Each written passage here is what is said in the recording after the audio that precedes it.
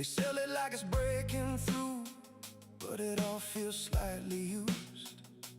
Different faces, different sides, same old script, they're running live. You scroll it down, you feel the weight, like you've seen this play before. Today, it's not the noise, it's how it flows, like something underneath it knows. Same story, new name, different fire, same flame.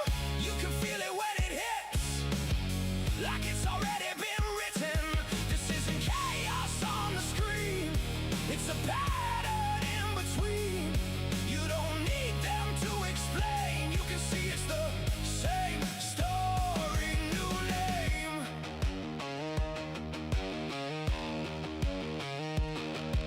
Every angle, every frame, every outlet sounds the same. They divide it, draw the lines, keep you locked in real time. But the cracks are getting loud, you can see it in the crowd. Something's shifting out of view, and it's pulling you through. It's not a theory, it's not a guess, it's the shape inside the mess. Same story, new name, different fire, same flame. You can feel it when it hits, like it's already been written. This isn't chaos on the screen, it's a pattern in between. You don't need them to explain. You can see it's the same story, new name.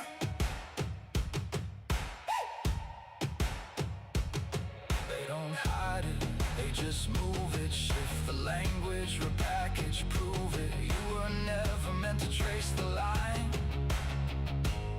but now you see it every time.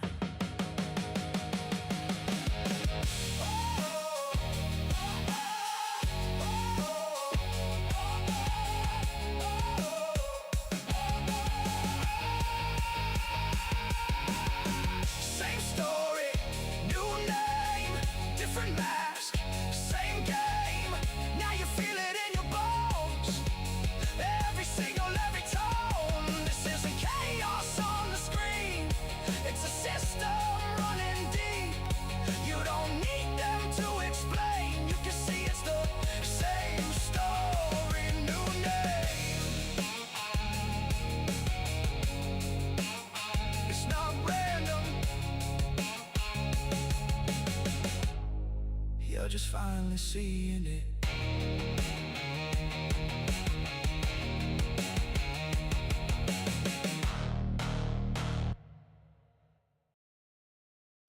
Disclaimer.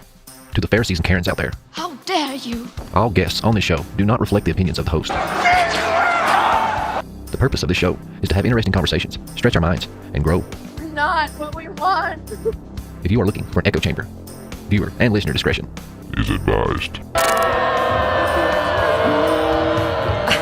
You talk about extreme. If knowledge is a crime, we were guilty from the start. They don't fear the questions, they fear the spark. So we steal the fire, not to rule, not to reign, just to see through smoke and mirrors and call the beast by name. They call it dangerous thinking, they call it heresy. But fire doesn't fear the dark, it only shows what's real.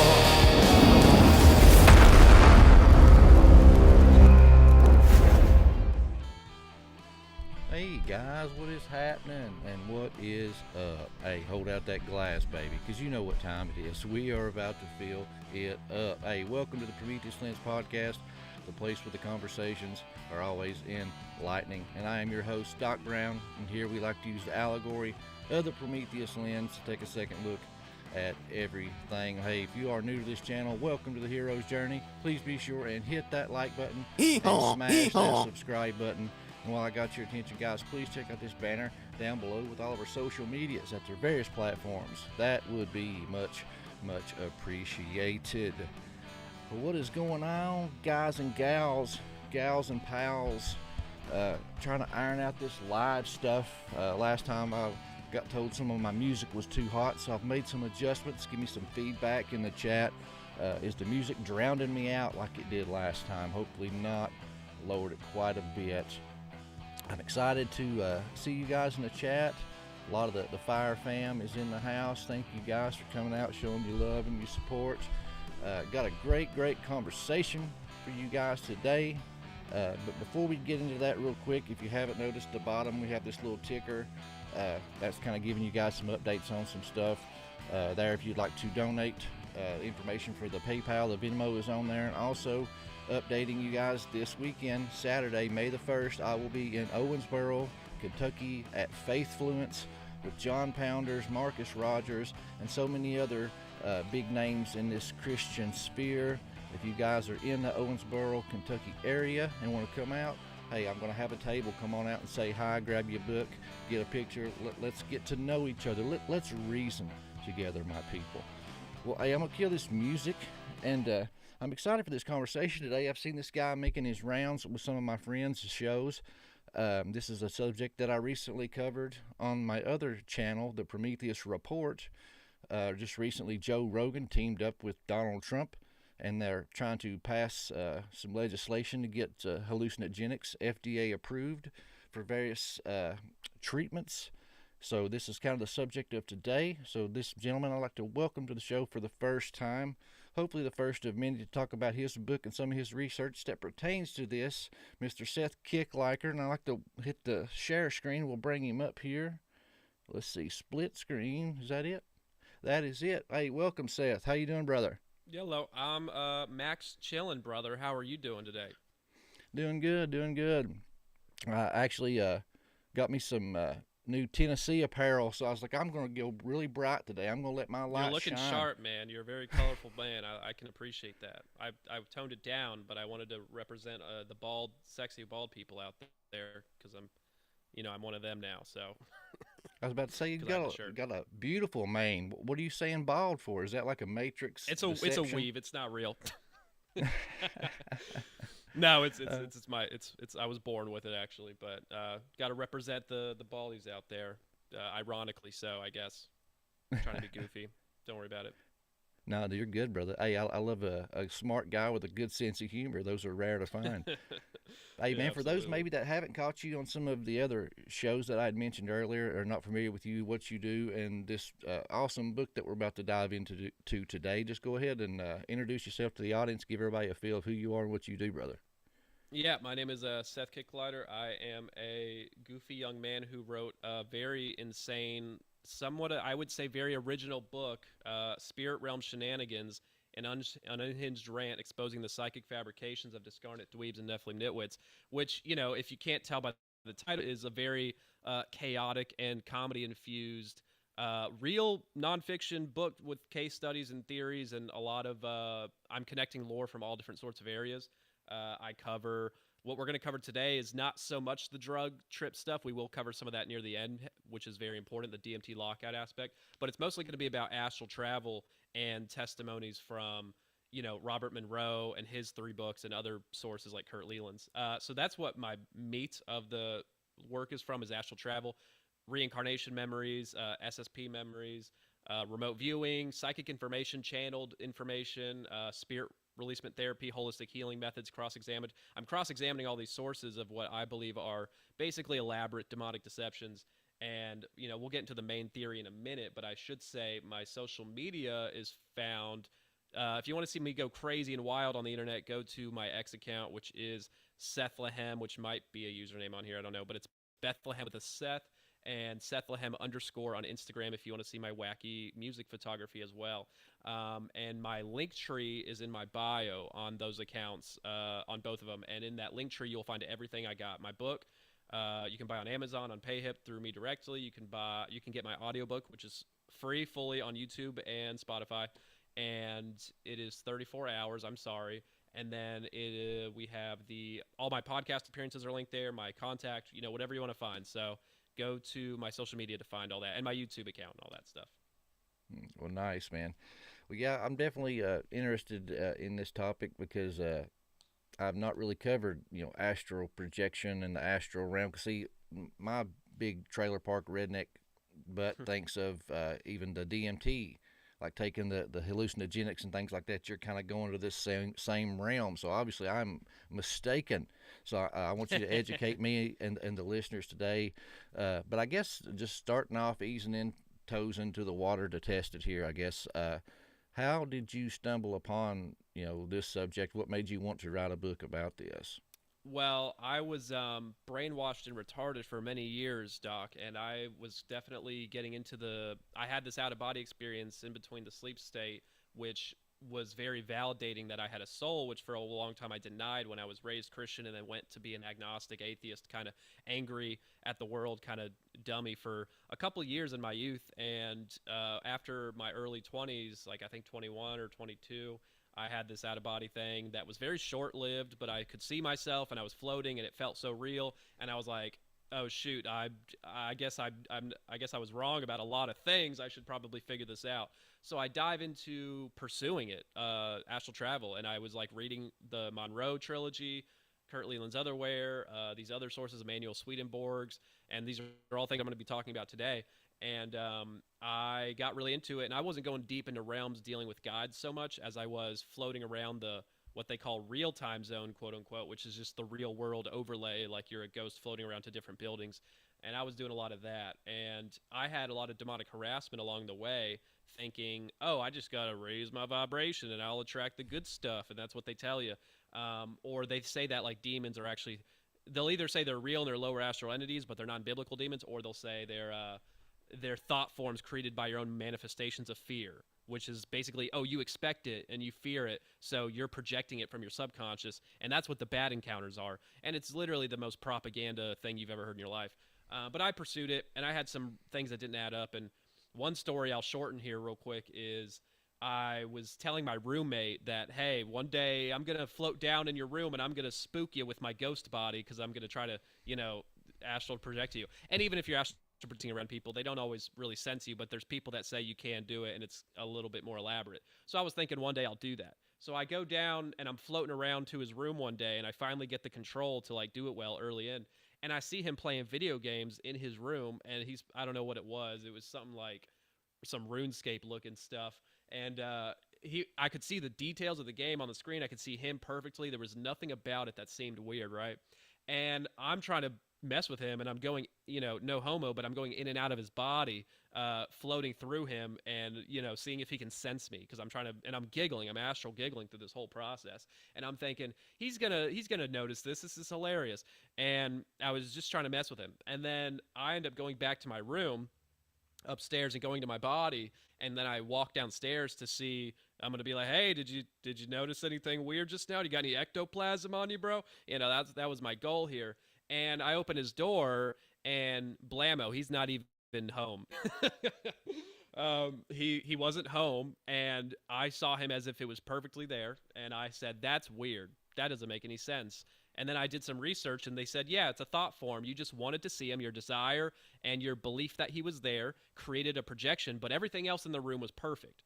And I'm thinking to myself, now that's retarded, and that sounds like a lie, and it doesn't make any sense, because I saw it perfectly. These details on the computer. So it's just a good imagination?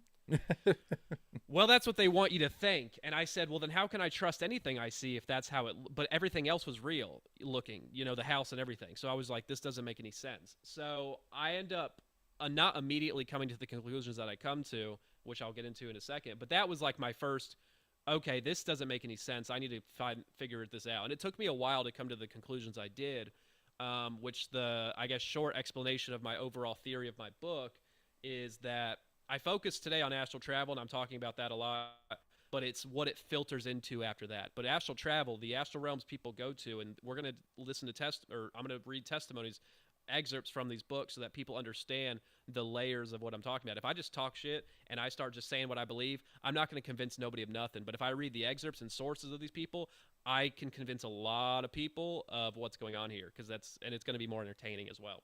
So my whole theory is that astral travel, the realms people are going to, are fake. They're basically lucid dreams you could call controlled by demonic entities. And if they're not demons and they're guides like they claim to be, which is what the New Agers and Gnostics would say, these are the people they are getting their cosmology from. Channeled sources, but also astral travel sources, which align with channeled sources. This is where they get their cosmology from, is from astral experiences. And that's where a lot of the reincarnation lore comes from seeing it themselves, quote unquote, in the astral realm where they see the whole cycle take place.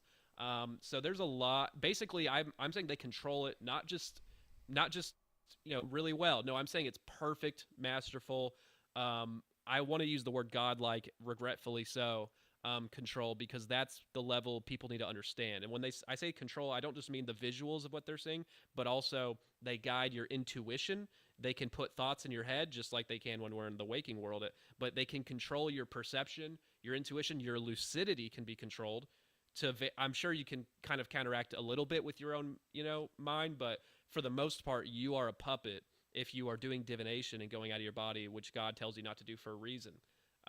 So yeah, it's all basically set up as these lucid dreams to convince you you're going to real places, and these locations, if they're not real, they're just elaborate theatrics to convince you of a cosmology that doesn't exist, which is the most biblical sounding thing I've ever heard, is a mass deception from demons through these various means. And if this is true, they can control remote viewing so easily, because that's just download knowledge impressions with a little bit of visuals and other senses, but way less immersive and way less impressive of control than the astral travel stuff. So I like to make that point, that people take that stuff literally or real or as good data. And yeah, they'll give us good data sometimes, that's true, but that's to make us believe the stuff that we can't verify with evidence later, such as the astral realm stuff. Am I making sense so far, brother?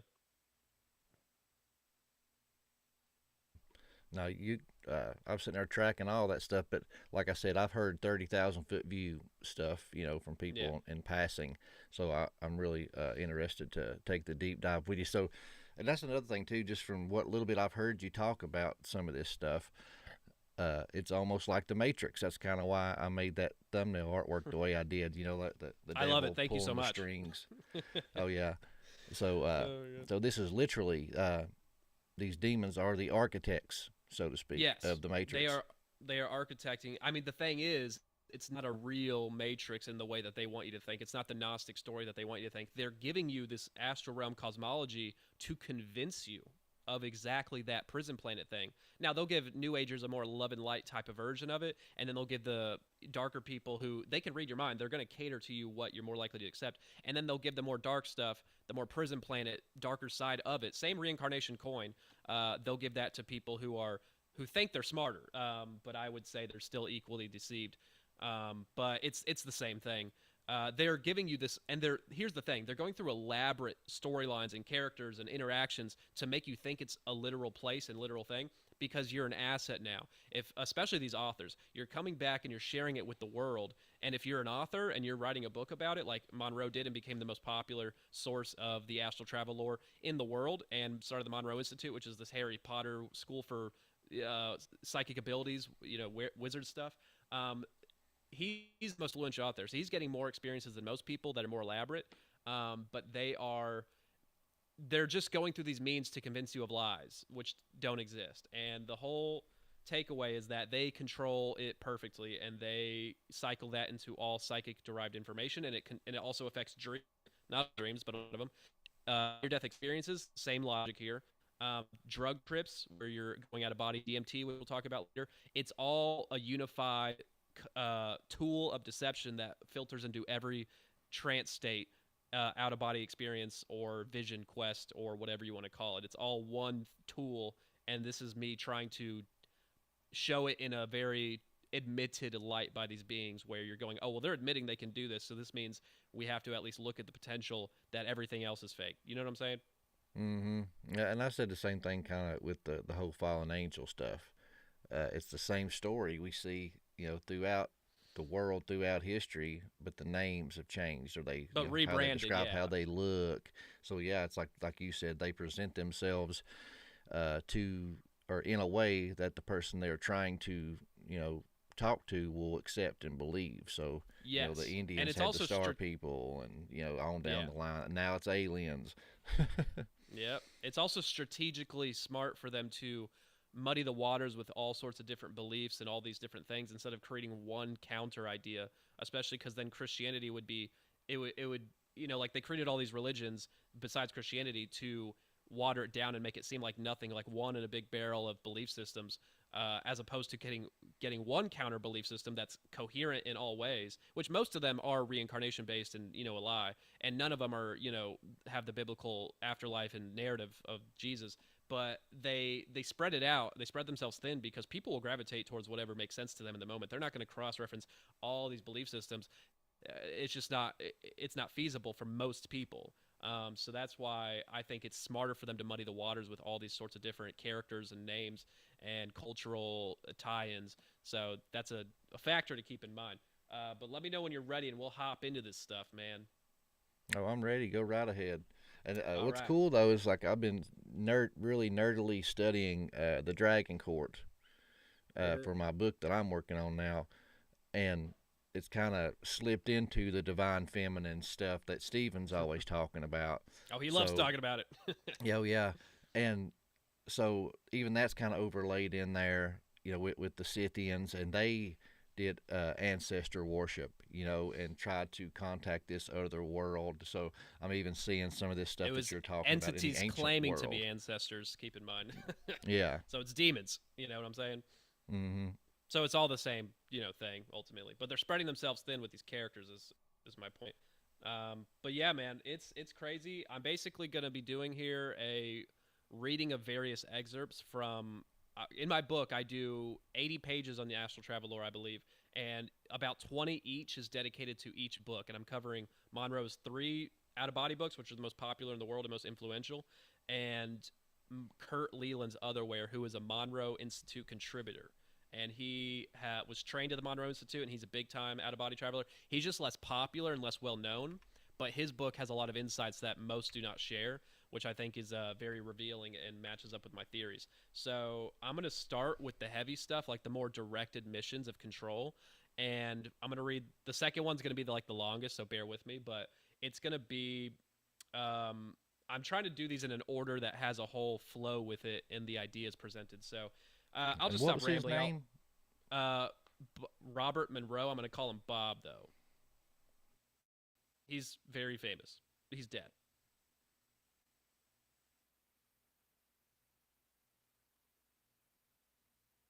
I'm going to jump into this, bro. Yeah, go ahead, man. I'm sorry. I No, muted you're my good. You're mic looking and stuff was up, my doing bad. some searching over here. I wanted to try to No. pull some visual references while you were talking.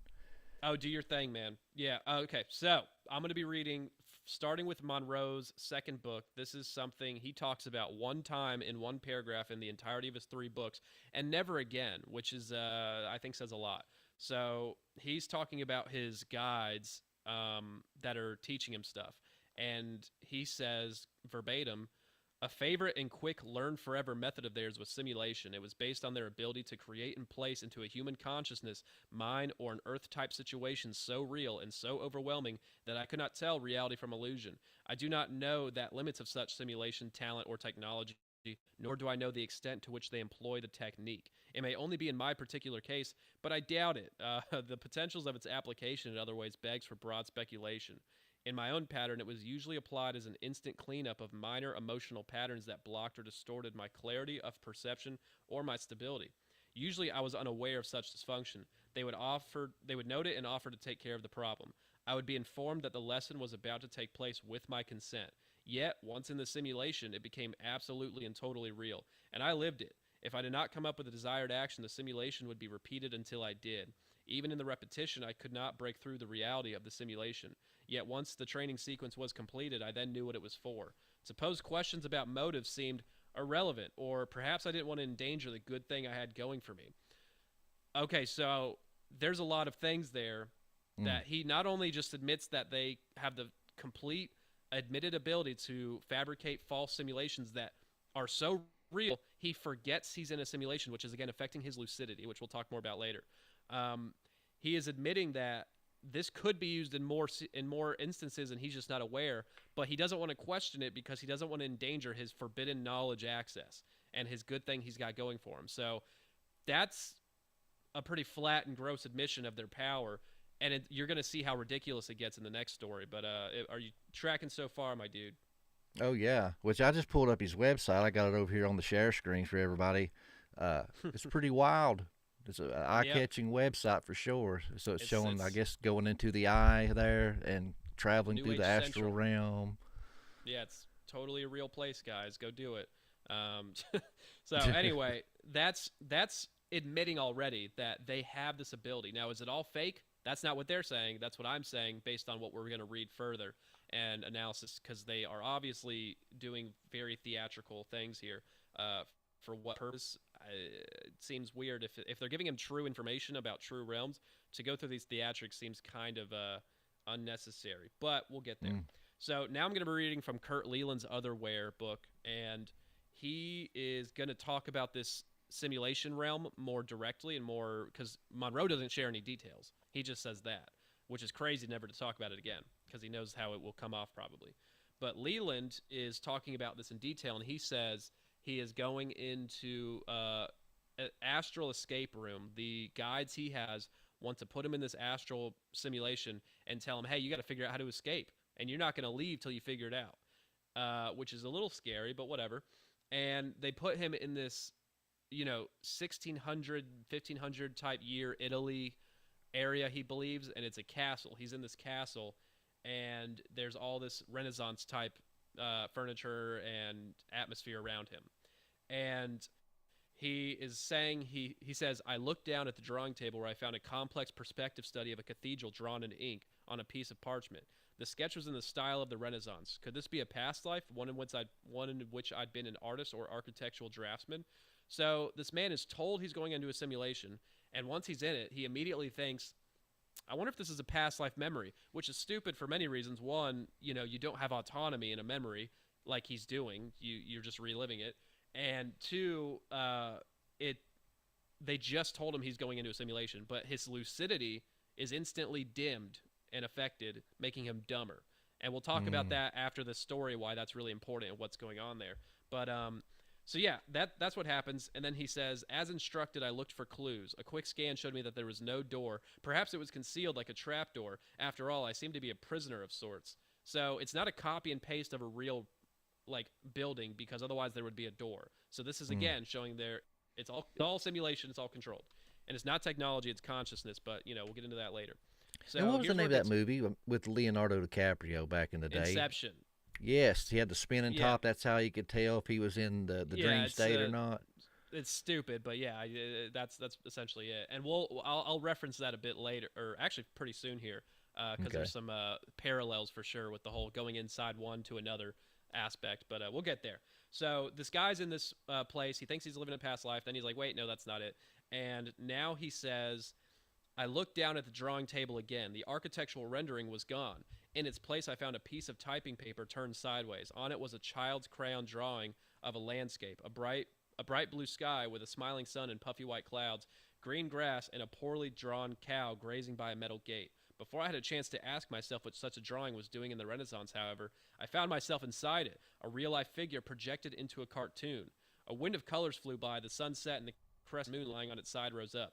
The moon had a big nose and was wearing a nightcap. A music box began to play Beautiful Dreamer, and the moon started to sing along in the voice of Frank Sinatra. A chorus line of 5-pointed stars whirled and jigged between verses, occasionally chiming in. The brown cow never moved, however. It remained frozen mid-chew, grass dangling from its mouth, faintly pathetic. The sun and moon seemed to be attached to a revolving wheel that kept spinning faster and faster. Day alternated with night so yeah, exactly. Day alternated with night so rapidly that they blurred together, flickering like a strobe light. And then, just as suddenly as I'd been whisked into the child's drawing, I was outside again, seated at the drawing table. The architectural rendering had reappeared. So, taking a break, because that's the level of cartoon buffoonery control we're talking about. Now, they're not doing this in all the astral realms because they wanted to seem realistic. but they're doing it in this admitted simulation, mostly to mess with him, I think. And we'll get some more of that in a minute.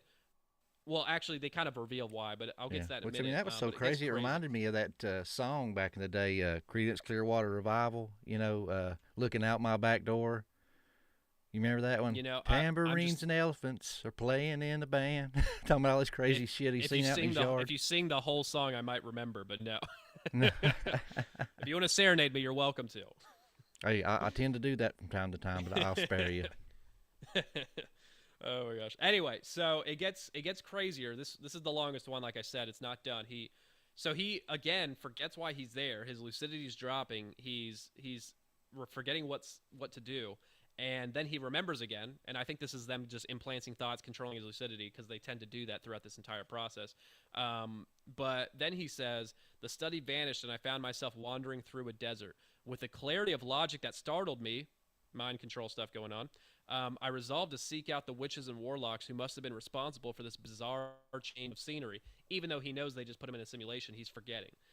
So he says, perhaps they could tell me how to escape this reality in which I've been imprisoned. I walked and walked. The desert remained featureless as it had been when I first arrived. I was lost, but that didn't stop me. I kept on walking anyway. Suddenly my perspective shifted. I seemed to be seeing myself from far away with... Oh. I think you froze up.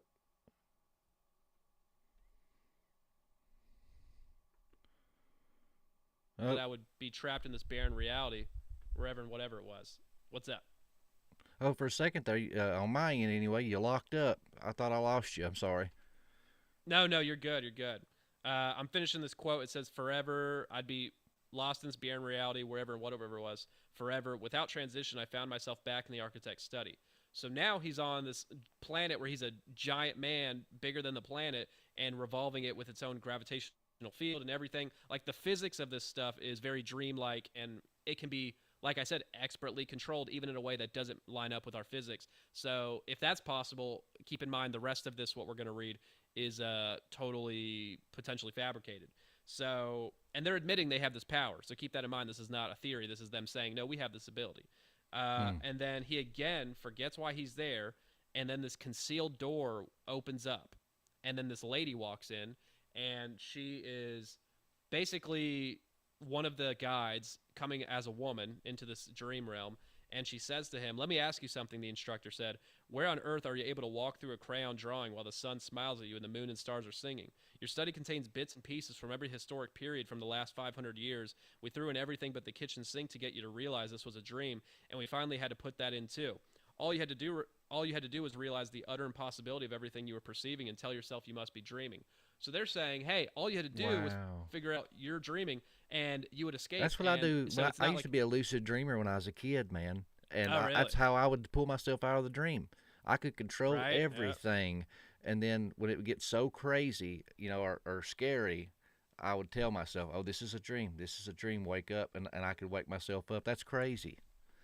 Yeah, well, it gets crazier because I want to make a point that, not at this part in the book, but another part, they tell him the most important thing you can do on Earth, in your time on planet Earth, is practice lucid dreaming and out-of-body travel. Because, and for one, they say you can go from a lucid dream to astral travel instantly, which might say a little bit about the nature of it, by the way. But two, they say that because whenever you die and you don't want to get caught in the reincarnation loop, you need to know how to navigate the astral realm. You need to know how to navigate other dimensions after you escape this reincarnation loop, which they have different views on. So you need to be good at understanding the astral realm. So if you die and you don't have it figured out, you're going to get stuck. And that's why they say you have to do this. They don't talk about moral progression and becoming a better person. They say, no, the most important thing you can do is go to the astral realm, which is totally real, which is kind of crazy. And additionally, what was the other point I wanted to make? This whole dream thing. Yeah, so they're saying that was the whole test, is figure out your dreaming. But here's where it gets weird. You know how I said they were messing with his lucidity, and he kept getting dumber and then forgetting what's happening, and then they would plant thoughts in his head to go somewhere else? So why this is important is they don't have lucidity problems in the regular astral realms like they do in these simulations. So then that would lead you to believe, oh, well, obviously I'm not in a simulation because my lucidity is fine. which technically they mess with that at other times too, but for the most part, it's unaffected. So I think they are strategically choosing to dim down their lucidity in these simulations exclusively because it makes it seem like a separate whole world as opposed to the real quote unquote astral realm. I think they can always control it, and there's patterns of this in other areas, but because they're doing it so aggressively in these simulations, they're basically covering their asses because they're revealing a lot when they reveal this power they have when they didn't really have to do that. But they're trying to program certain mentalities and belief systems in these people and using these simulations to do it and saying, hey, this is the most important thing you can do.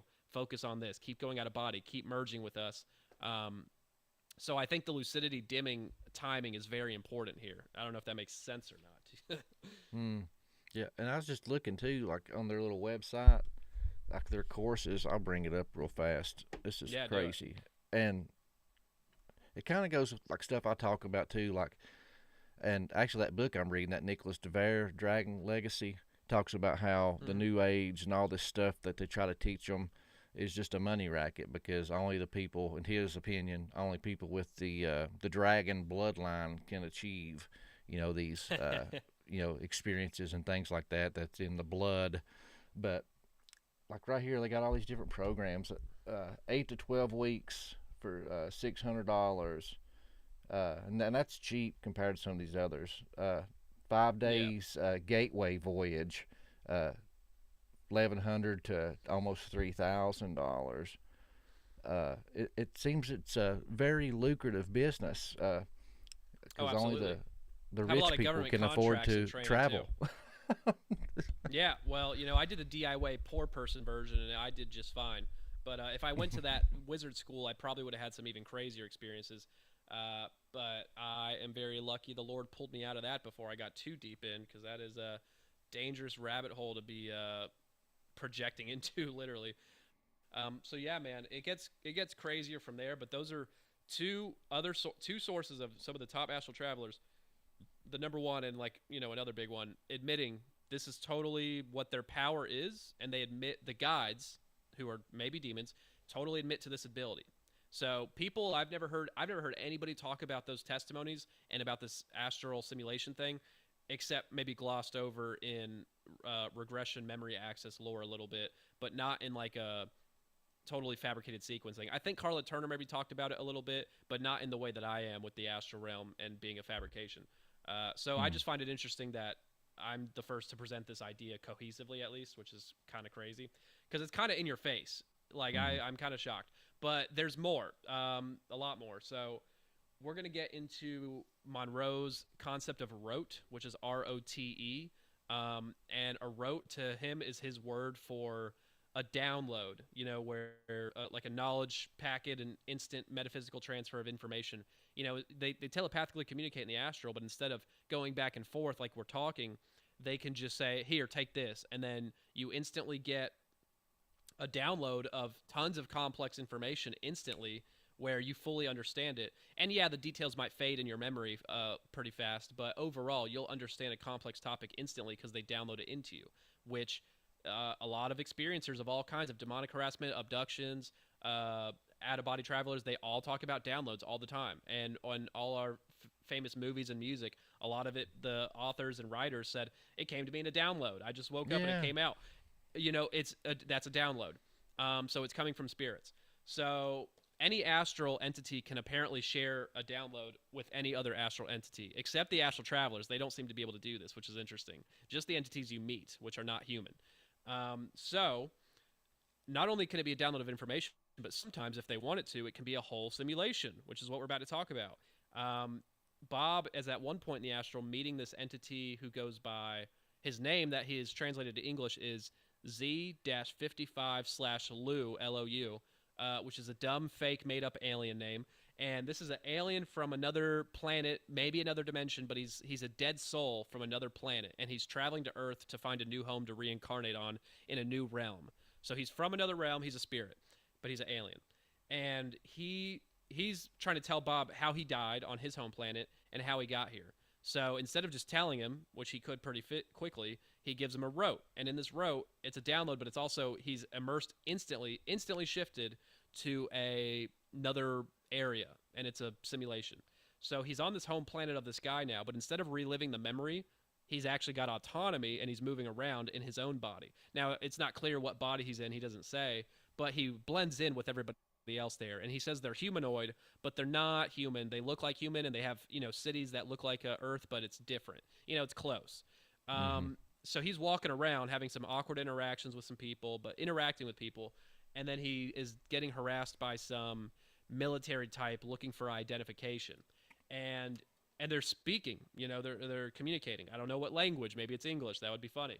But and then he ends up, all this stuff that's happening doesn't matter because out of nowhere some tsunami comes in and just drowns and kills everybody violently. And he has a violent death that he experiences that feels realer than anything. And then he comes out of it and he's back with that other character, and he's like, oh shoot, like that was crazy. And the guy's like, see, that's how I died. Oh yeah. You couldn't just say I died in a tsunami. I had to trauma dump on you and literally traumatize you and give you PTSD from this freaking fake death. But it feels real and it feels immersive, and it's like. Do you think that's like a building rapport type thing that they do? Like they just kind of do that to build rapport with the people to get them to trust them. And, hey, this is real. I think it's to make it seem more realistic and add legitimacy to it. Yeah, I think it's like, oh, I can't just believe what I'm told, because the whole point of the astral deception is so that you can experience the truth for yourself, which instead of just spirits telling you like they do in channel lore, since they have this ability, they might as well use it to convince you by making you experience it and make you think it's your idea. You came to these conclusions on your own. That's what a lot of this mass awakening in the conspiracy realm is. A lot of it's true information, but the powers that be are allowing algorithmically for a lot of conspiracies to get out there so that you fall into the Gnostic kind of side, which a lot of conspiracies lead to Gnosticism. The ultimate one leads to Jesus, yes, I know, but a lot of these conspiracies are dropped intentionally, like this time travel baloney and this and certain, oh, they're hiding astral travel from us. We have the documents from the CIA. Now we can astral travel. They've been hiding it.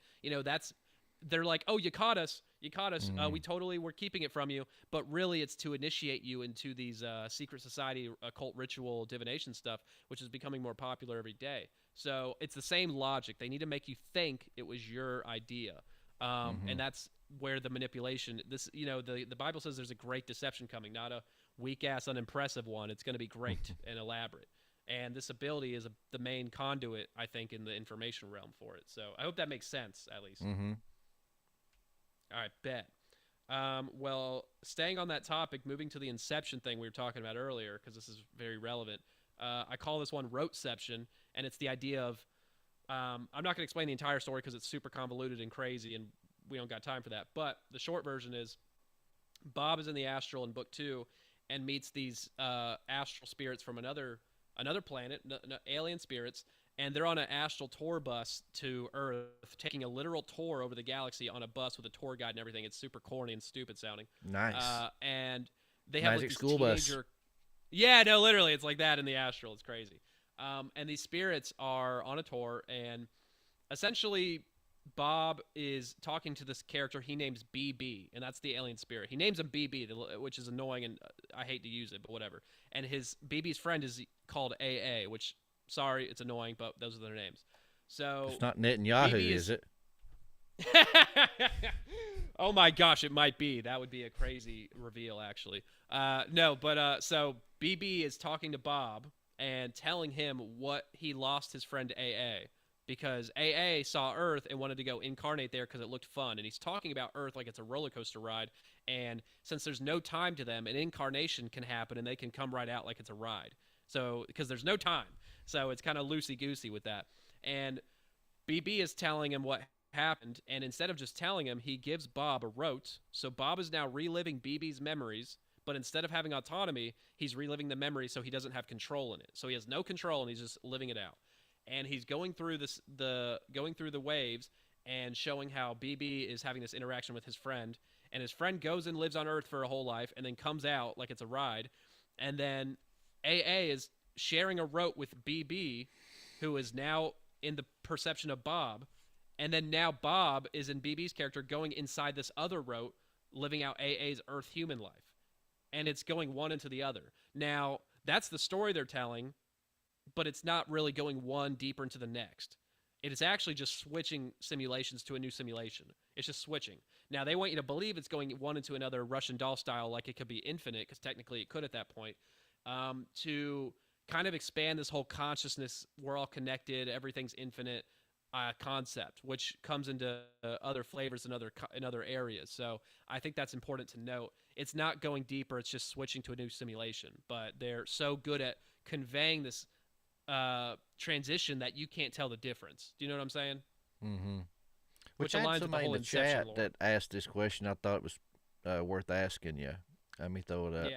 Yeah, Daniel says, are these souls trapped in the ancient I guess Astral, or did they go there of their own free will? The souls he's encountering, I guess he's saying. Yeah. Yeah, my answer to that is none of them are real. They're all demons masking. Now, are these characters each one played by a different demon? It may be, but it doesn't have to be. It could all just be a simulation where they're sock puppeting them from one source, one demon controlling all of them. Either, I think that's what's happening, but it could be a demon playing each character. But the whole area, the whole realm, the whole space is fake. It's a lucid dream. It is fabricated, and you'll see the level of control in more situations later if that cartoon one wasn't enough.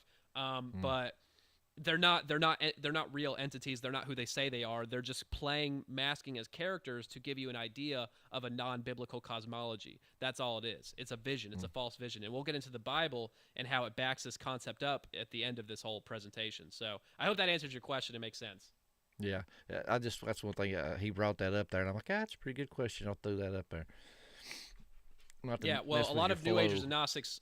Yeah, no, you're good. A lot of people listening to this, if they're not a Christian, and here's the thing: a lot of Christians believe we're not supposed to go out of body because God says not to, which is true. But they also believe this place is real, and they think that these places are real. Now, if these places are real, then the Bible's wrong. I'm just letting you know. They can't coexist. But they don't. A lot of Christians don't do research into what these places share and the information they do and how they shit on Christianity constantly as a concept. And no other religion, really, which is crazy. It's just Christianity they target, just like in channeled lore. So it's important to know, if these are real, Christianity is wrong. So I'm not just saying they're fake because it validates my belief system. I used to believe in this. I used to do it, and I came to Christianity because I found out it was all fake. That's what's happening here with me personally. So it's important to note, some Christians claim to be astral travelers working for God they say, yeah, you're not supposed to do it, but if you're chosen by God like I am, you're allowed to. Which is totally bullshit. And now they are deceived by demons who trick them by masking as God and Jesus, because they will mask as Yahweh and Jesus. They will do it. There's no rule saying they can't. It can be convincing if you're stupid and you don't read the Bible and you don't know that this is off limits for everybody. If God pulls you out of body himself to take you on a journey to further the kingdom with a purpose, which it always has a purpose, like he does with a few characters in the Bible, that's different. That is not doing divination to get out of body and seek it yourself. He always chose his prophets. He always chose people to have, these experiences. They never did it themselves. That is a common theme. It is different. And it always had a purpose to further the kingdom, not just so you can have power and be cool. So just keep throwing that out there for the Christians who are a little bit mystic. You know what I'm saying? We call us sin. Amen, brother. That's right. But I'm going to keep rolling unless you got any questions. Let's see. We got... All right, keep on going, man. You're the conductor. I'm the captain now. That's right. Yeah. I'm shoveling the coal in the back room. It's all yours. I'm whipping you right now. Say, get back to work. Sorry, massa. Sorry, massa. That's right. So we got immersive astral propaganda. Now, this is all astral propaganda, but this is more meta and direct. So this is Kurt Leland's book, and he says the facilitators, which is a name he gives to a different type of job of a guide. And he has facilitators, overseers, all these different names for guides. But later he even says, all these different jobs might be held by like the same entity. I don't know, which is hilarious because it's true. But he says the facilitators fulfill a variety of functions in the after-death zone, the place you go when you die, which astral travelers can visit. So he says, depending on the station to which they've been assigned, thus they may be broken down into subgroups identified by the specific tasks that they perform. One night, my guide arranged for me to watch a documentary that provided an overview of these tasks. I was brought to an area of non-physical reality that I perceived as a conference room large enough to seat a dozen people at several small round tables. At first, I seemed to be merely watching it. Moments later, I was actually inside of it, personally witnessing the things it described while a voice explained what I was seeing. So he goes from watching on an astral TV screen a documentary to boom, instantly transferred inside of it into an immersive world with a narrator, invisible narrator who's present, narrating what's going on. And what they're explaining to him, they spend like 15 or 20 pages going through the process your soul goes through after it dies. And it's kind of horrific and scary, nightmare fuel shit. And I don't have time to read it all because we'll focus on that another time. But it's absolutely bananas, and they're explaining it without your perceptual overlay, because everything in the astral, when you see it visually, is your perceptual building of the concept that's technically real, apparently.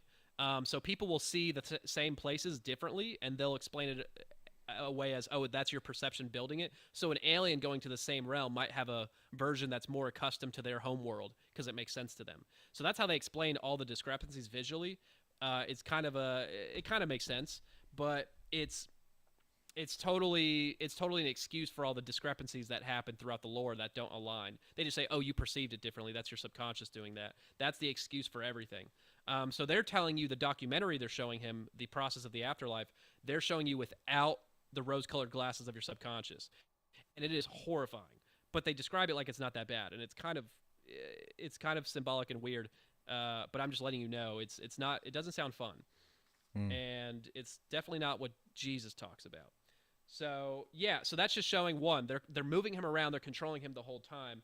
And when I say move around, this next few excerpts will cover that more directly, because your autonomy, even though you have autonomy in these astral realms, you kind of don't at the same time. And this is what I'm talking about here. In Bob's book, he says, one of the greatest enigmas, and this is early into his work, so this is before he had a lot of questions answered. He says, one of the greatest enigmas of this whole affair is that someone, or more than one, has been helping me from time to time in such experimentation. Perhaps they are with me every time, and I'm just not aware of them. Yes.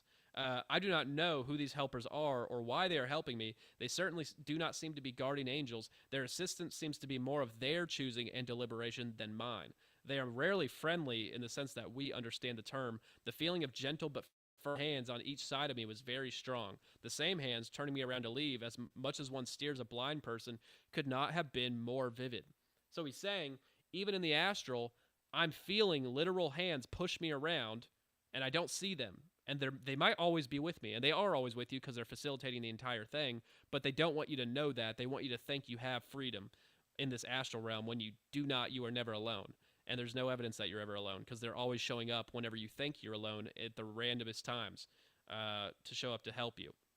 So he's telling you he's being pushed around. And then a second quote he says, which I call Supermind Take the Wheel. It says, your destination seems to be grounded completely within the framework of your innermost constant motivations, emotions, and desires. You may not consciously want to go there, but you have no choice. Your supermind, or soul, is stronger and usually makes the decision for you. So he's saying, even the locations you're going to, often, if not are always, not chosen by you and what you want, but by your supermind, which is his word for higher self, your culmination of all your past lives, future lives, into one outside of time hive mind entity, and he's going to make the decision for you because he knows what's best for you and he knows what you need to learn. Right. So do you understand? Yeah. Do you know what I'm saying though? Yeah. So no control, hardly. No autonomy, hardly at all. But the they give you the idea of choice. Yeah, but they're admitting here that they don't like to say it often, but they're admitting again, I am not choosing where I'm going. They are, and if I am choosing, it's because they ask me, hey, do you want to go here? It's going to be great. And you go, yeah, I'd like to. So it makes you feel like it's your idea, but they're just giving you the option, which they know what you're going to say. So that's what's going on here. And then there's a few more quotes that are short where he's talking about after his Monroe Institute started, and he's getting data from all these astral travelers, and he's not just basing it off of his own experience, it's based off of multiple people's experience now. And he said, this is what I figured out from all these experiences people have had. He says they, as in his guides, they can change the temperature of that human visited body. Worded weird, but he's saying they can change your body temperature. Weird. He says Notice how easily any potential anxieties or fears are overcome by simply a pattern of radiation emanating from strangers. So, jacking into your chemicals, your serotonin, making you feel all warm and love and gooey inside, making you feel good. Now, in the Bible, I don't know if you remember any angel appearances, but what do the angels always say when they show up to somebody? Oh, they're always scared to death, falling on their face, and it's Yeah. like, you know, And they fear and not. the angel says, fear not, or do not be afraid, right? They are always telling you not to be afraid. They're not jacking into your chemicals and manipulating them like you're a little puppet and making you feel good because, yeah, you shouldn't be afraid, so might as well just jack in and make sure he doesn't feel that way. No, you know why? Because that's manipulation. Mm-hmm. They're not nefarious or deceptive. They're not going to deceive you. Even if they're good, that would be sketchy for them to do so. So they never do that, which is the right thing to do. These entities will always make you feel good, and they can control how you feel, especially in the astral. So they're going to make you feel really good at the right times, selectively, so that they can make you believe certain ideas, which is what they do. And then he also says the entire history of humankind and Earth is available to them in the most minute detail if needed. Now, this is the idea of the Akashic Records, the infinite memory core of the universe, right? And alternate universes have their own thing, and it's a whole infinite system. And he says that you can access this Akashic Records, and people say they access it in remote viewing, they access it in astral travel, they access it sometimes because the entities they're contacting them are accessing it and giving them information directly. Now, what's silly about that whole concept is not only do people's stories through the Akashic Records diverge in details aggressively often, so much so that then they start telling people in the channel lore, oh, well, the reason for the divergences are because people's perception is flawed and their psychic ability isn't attuned, so they're misreading the downloaded information, which is, it makes sense a little bit, but it's kind of like a blanket statement that's kind of weak. But what doesn't make sense here is in the second chapter of my book, I'd take like 12 or 15 or something sources of channeled information from the most popular channeled sources, including regression memories and Akashic Records of Rudolf Steiner, Edgar Cayce, but mostly like raw material, Seth material, no relation, Cassiopean transcripts, stuff like that, Urantia book. I'm cross-referencing all these channeled books and what they say about Jesus, what they say about demons, what they say about giants, Atlantis, what they say about origins, creation, aliens, all this stuff. They thematically align often, and they can all access the Akashic Records, by the way. They thematically align against Christianity pretty much all the time, but in the details diverge aggressively. Like, they cannot coexist with the information they're giving, and no one's cross-examining hardly these sources showing, well, they can't all be telling the truth because they don't align in the details almost at all. Often. And they're always attacking Jesus and they're always attacking Christianity, but never in a way that's cohesive. Do you know what I'm saying? Yeah. And this is intentional. I think they're not keeping one story for a reason, like I said from before. But but he's saying the most minute details available, and we can access this through the Astral, the Akashic Records. So if you can access this, and all these higher ascended masters can, why are they giving you false information? Are they wrong and misreading the Akashic Records, even though they're ascended masters, or are they lying to you? I think the latter. You know what I'm saying? Oh yeah, 100%. Yeah, 100%. It's a little convoluted, but I think it makes sense at least. Well, no, I mean, the thing is, this is not something that's going to be so pretty straight, with a bow on it. This is some very complex ideas and issues that we're dealing with here. This is my most simple material. Part 2 and 3 is even crazier.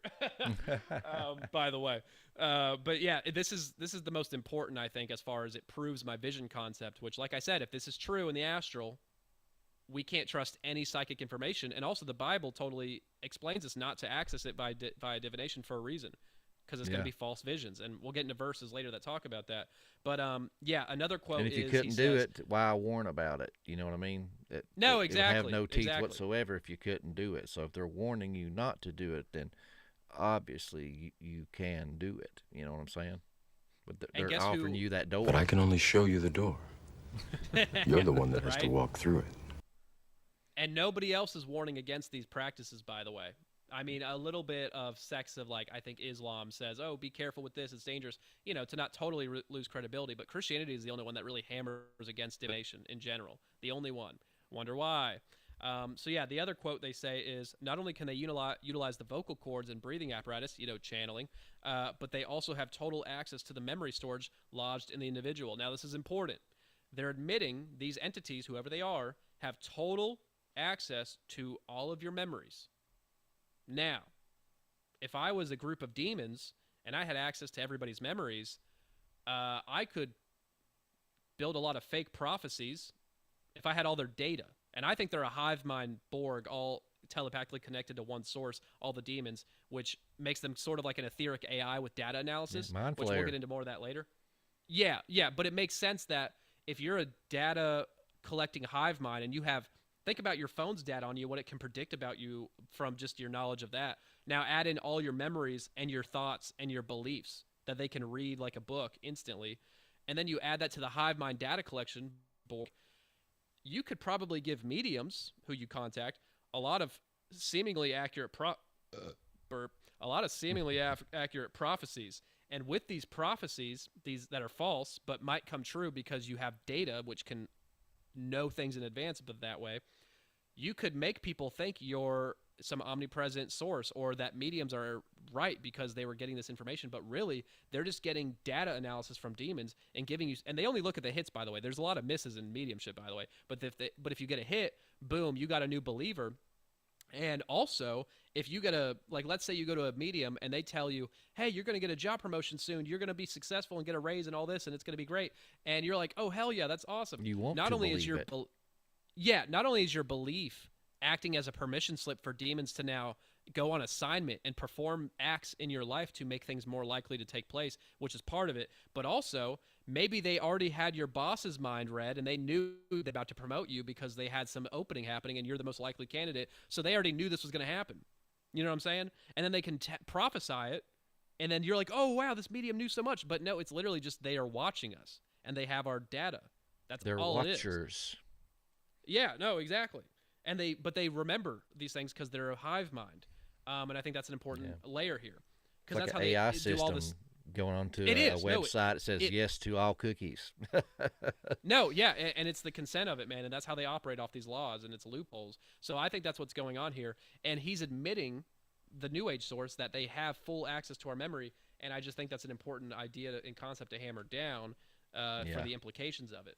So another related story is where Bob is going into his memory bank, his Akashic records of his own life. Not like the Akashic records of the world, which he accesses at other times, I guess. But he's going to see his own memories from the past and relive them. So he says, I immediately encountered the expected, a layer or file, library, or mainframe containing every moment of my life to date, with more pouring in that matched exactly my thoughts and actions as I conducted the investigation, which is kind of crazy. He says, this was far more than memory as we consciously think of it. Upon selection of any given point in the past, I relived the event in every detail, down to each minute sensory input, thought, and emotion. I soon realized supermemory was not altogether pleasurable. With such intense hindsight, one becomes all too painfully and sadly aware of the many irrational decisions made, the stupid mistakes, and the missed opportunities. So he's saying he's reliving his old memories by selection, whatever he wants, getting full, every little detail, every thought, every emotion controlled or remembered. Now, if we can feel that through this process, that means that they can too.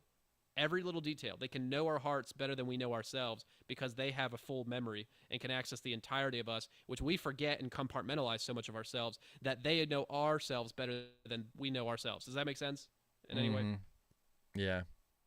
Yep, you're giving them access to the mainframe of the computer. Yeah, exactly. And, they always play to our heart's desires, and I think a lot of these past life memories they downloaded to us are catering to what we're more likely to accept and desire, Someone who and just like AI today, you get into Chat GPT and you're like, hey, give me some information they'll be flattering the hell out of this, this, and this, and they're like, oh, that's brilliant, Doc. You're about to set the world on fire, and it's like, okay.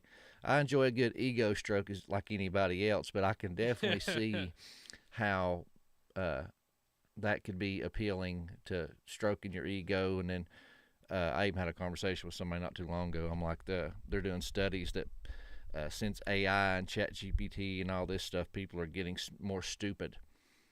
And it might be by design because they're not thinking more, they're using, just jumping straight to the answer.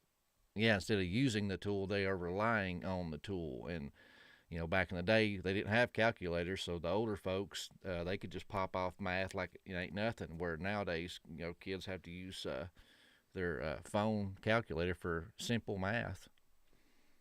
Yeah, we're cyborgs with our phones the way we have them at our hip all the time. We're basically cyborgs. It's just external than internal, but maybe not for long.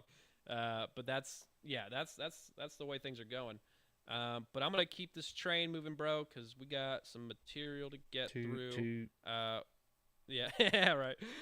Yeah, but we got Leland's book again, and he's talking about the 3 types of shadow worlds. Now, bear with me, it's a little convoluted, but he says they, as in ghosts of dead people, because he's in the dead zone where dead souls are, but you can visit as an astral traveler. So he says they are waiting for a bus to the alternate was worlds, astral bus, where they'll experience what things would have been like had they made other choices at major turning points in their lives on Earth. The other 2 lines are a benefit to the living rather than to the dead, referring to astral travelers visiting.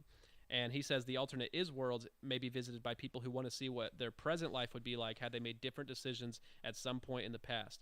Alternate will be worlds give them a chance to see what consequences might develop from a decision currently under consideration. The alternate was system is the only one of the 3 shadow worlds that gets much use these days. People have forgotten that they can travel to the shadow world themselves to make decisions about how to lead their lives. Now, he's saying you can go to these realms that are basically in Akashic records of things that might have happened in another reality if you did this, but it didn't really happen. It doesn't exist. It's not real. But how could they know what's going to happen? It just sounds like a simulation, right? Which it technically is. And you can now, they want him to go there because if you go to the alternate will be worlds, you can go, oh, well, if I go to do this in my life, this is where I'll end up. And this is what the vision says. So let's say the guides want you to become a psychic medium or get into the asset area of being an asset for them, or be an author for this work, which he did become. They can go to the astral realm and go, oh, well, what happens if I do this? What will be my future? And then they get a future that is really positive, or if it's something they don't want you to do, it'll be really negative, and then they'll basically program them to make major turning point decisions in their life based on what they want them to do.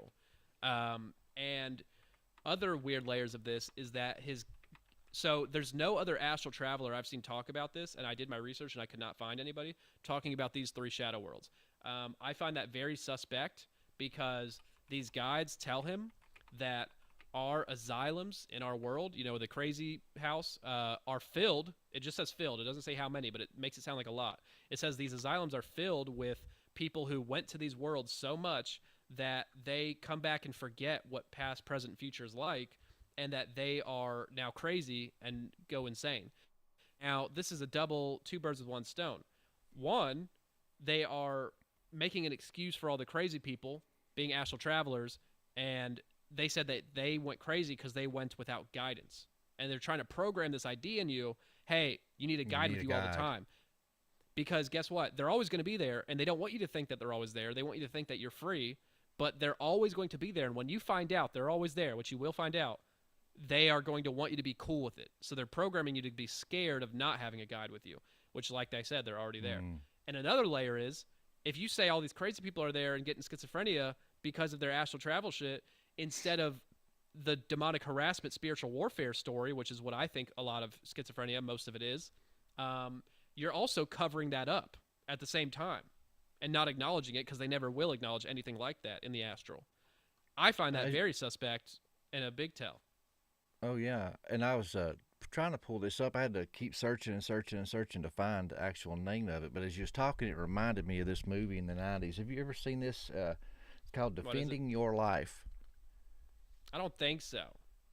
It's from the 90s. And basically how you said that, they get to visit this in-between area where they get to watch videos of, what their life would have been like, if they'd have done this or done that. Yeah. That's exactly what this movie is. This really? movie, this guy dies, and he goes to, he gets on a bus. It's like if it ain't a bus, it's a tram, and it takes him into this light. And then there's thousands of people, like a subway station, and they get out, and it's this immense light, and it's like heaven. And each person has someone assigned to them, a guide, and they take them. Oh my like, God! Oh, hey, I'm such and such. I will be your, I'll be defending your life. So here you're going to be staying here for the next couple weeks, and you're going to be defending your life, and whether you're going to be reincarnated and put back into the earth, or you're going to go on to heaven. And so he ends up meeting that guy right there. Seen this. He ends up meeting this woman and falls in love with her while they're in this in-between realm. And they go into this courtroom, and it's just like court, and they play their life in front of them, and they have to answer for it, and they show them, what would have happened if they would have done this or done that. It's crazy. As you was talking about that, that's exactly what that movie's talking about. What year did that come out? I got it off Rotten Tomatoes. Let me see.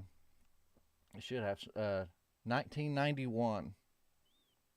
Well, I don't know if that's before or after the book, but I don't think he's the first person to experience this, and I just find it funny that a lot of the other big time astral travelers don't talk about this place, and I'm sure they would if they knew about it. So sometimes you'll hear stories that are so crazy, which we'll get into one later, that you would think other people would have the same story, and they don't. And it's insane stuff that they say they experienced multiple times. It's like, how did other people not talk about this? And we'll get into one in a little bit. But yeah, man, they're catering to what they think people will believe, and for him, it's great because they can program him into taking major life decisions and doing certain things he says by going, oh, this will be your future. But how could they even know? There's so many butterfly effects involved in every decision made that it's all made up, and it's very obvious it's made up. So they're just trying to get this whole... Yeah, they're trying to be like, oh, this is some alternate reality where you did this multiverse theory, which is like everything that's ever happened is happening, which is one of the dumbest retarded theories I've ever heard in my life. But a lot of people push it, and it has to do with astral stuff sometimes. So, yeah, we're going to move on to Robert Bruce, a different Robert astral traveler who's big time. And he wrote a book called Astral Dynamics, which is like a manual how-to and also describing the more grounded scientific kind of side of this stuff, which is all fake. But he tries to make it scientific in his exploring. And he talks about two things I find very silly and ridiculous. And I'm just going to read it. And he is talking about entering paintings in the astral, like before you go into deep realms, but when you go out of your body and you're in the real-time zone, quote-unquote, which is also a simulation, I believe. Well, not always, but it can be, where it's like your real house, your real place you're in. And he says if you go into the real-time zone and you're in the astral and you jump into a painting, I'm just going to read it. He's talking about jumping into paintings, and he says the projector then moves into the target rather than passing through it. This seems to trick the subconscious mind into creating a virtual astral realm around the projected double, identical to that shown in the picture or mirror being approached. When you project, go towards the poster, keeping your mind blank. Don't think about what you're doing, just gaze into it and move towards it. As you approach it in this way, your subconscious mind will be tricked into creating an astral realm exactly like the poster. Just move up and into the poster. It's like stepping into another world. Everything in this world will be exactly like the poster. It will appear to be a normal three-dimensional world, an exact copy, indistinguishable from reality.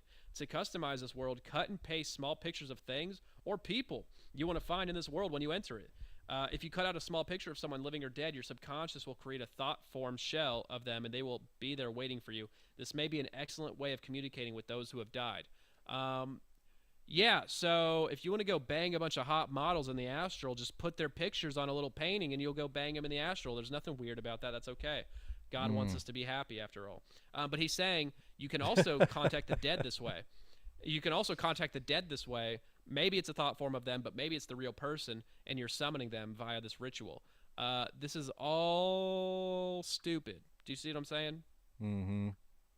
Yeah, 100%. He's saying it's a virtual reality. He's saying it's not a real astral realm. It's just your subconscious mind tricking you. Not a demon facilitating it, but your subconscious doing it to yourself, tricking it. That makes total sense. And he also talks about the same thing with mirrors. He says don't go into mirrors or highly reflective surfaces, or you will go into it as a portal and then come out the other side in a mirror reverse image world where everything's the same, but everything's flipped like a mirror. And I read that and I thought, this guy's retarded. I don't believe him. There's no way. So then I tried out. And I actually do this. I go into the mirror in my room. Poorly. You get it, yes. So I go into this mirror and I'm thinking I'm just going to end up on the other side of the wall and this is going to be stupid. I was wrong. I freaking portaled through that. Thing, man, and I came out the other side, and everything's flipped, and it gave me an instant uneasy fear feeling where I'm like, looking back, I'm thinking, no, these guys jacked into me and made me scared because I'm not a little B word, I can handle myself. There's no way I got scared, but I got scared and I was freaking out, and I was like, this is weird. What if I go back to my body and I'm gonna be like right-handed now, and I might be gay and crippled, and other stupid ideas that are coming to my head. That's what I thought. So I go back into the mirror portal and come out and dive back in my body. And I'm like thinking to myself, that was a close one, guys. We almost, we almost got stuck in backwards world, which turns out I believed was real at the time. So I don't know if you have any thoughts and if you want to make fun of me. No, I mean, like I said, this is all kind of new to me. I'm just a good old boy. I've ate a lot of mushrooms and dropped a couple hits of acid and stuff back in my time, but I never really tried astral travel or anything like that. But like I said earlier, when I was little, I can't do it anymore. But or at least I'm not aware of it. But used to, like when I was in dreams, I was really, I guess, what you'd call a lucid dreamer. I could really control my dreams and stuff like that. And some people say, "Oh, well, that's what that is. You were in the astral." But if that's what that is, that's the only experience I have. It's yeah, I mean, it's lucid dreaming I see as a gateway drug, which they want you to go lucid, and they talk about it in channeled work. Hey, you should practice going lucid.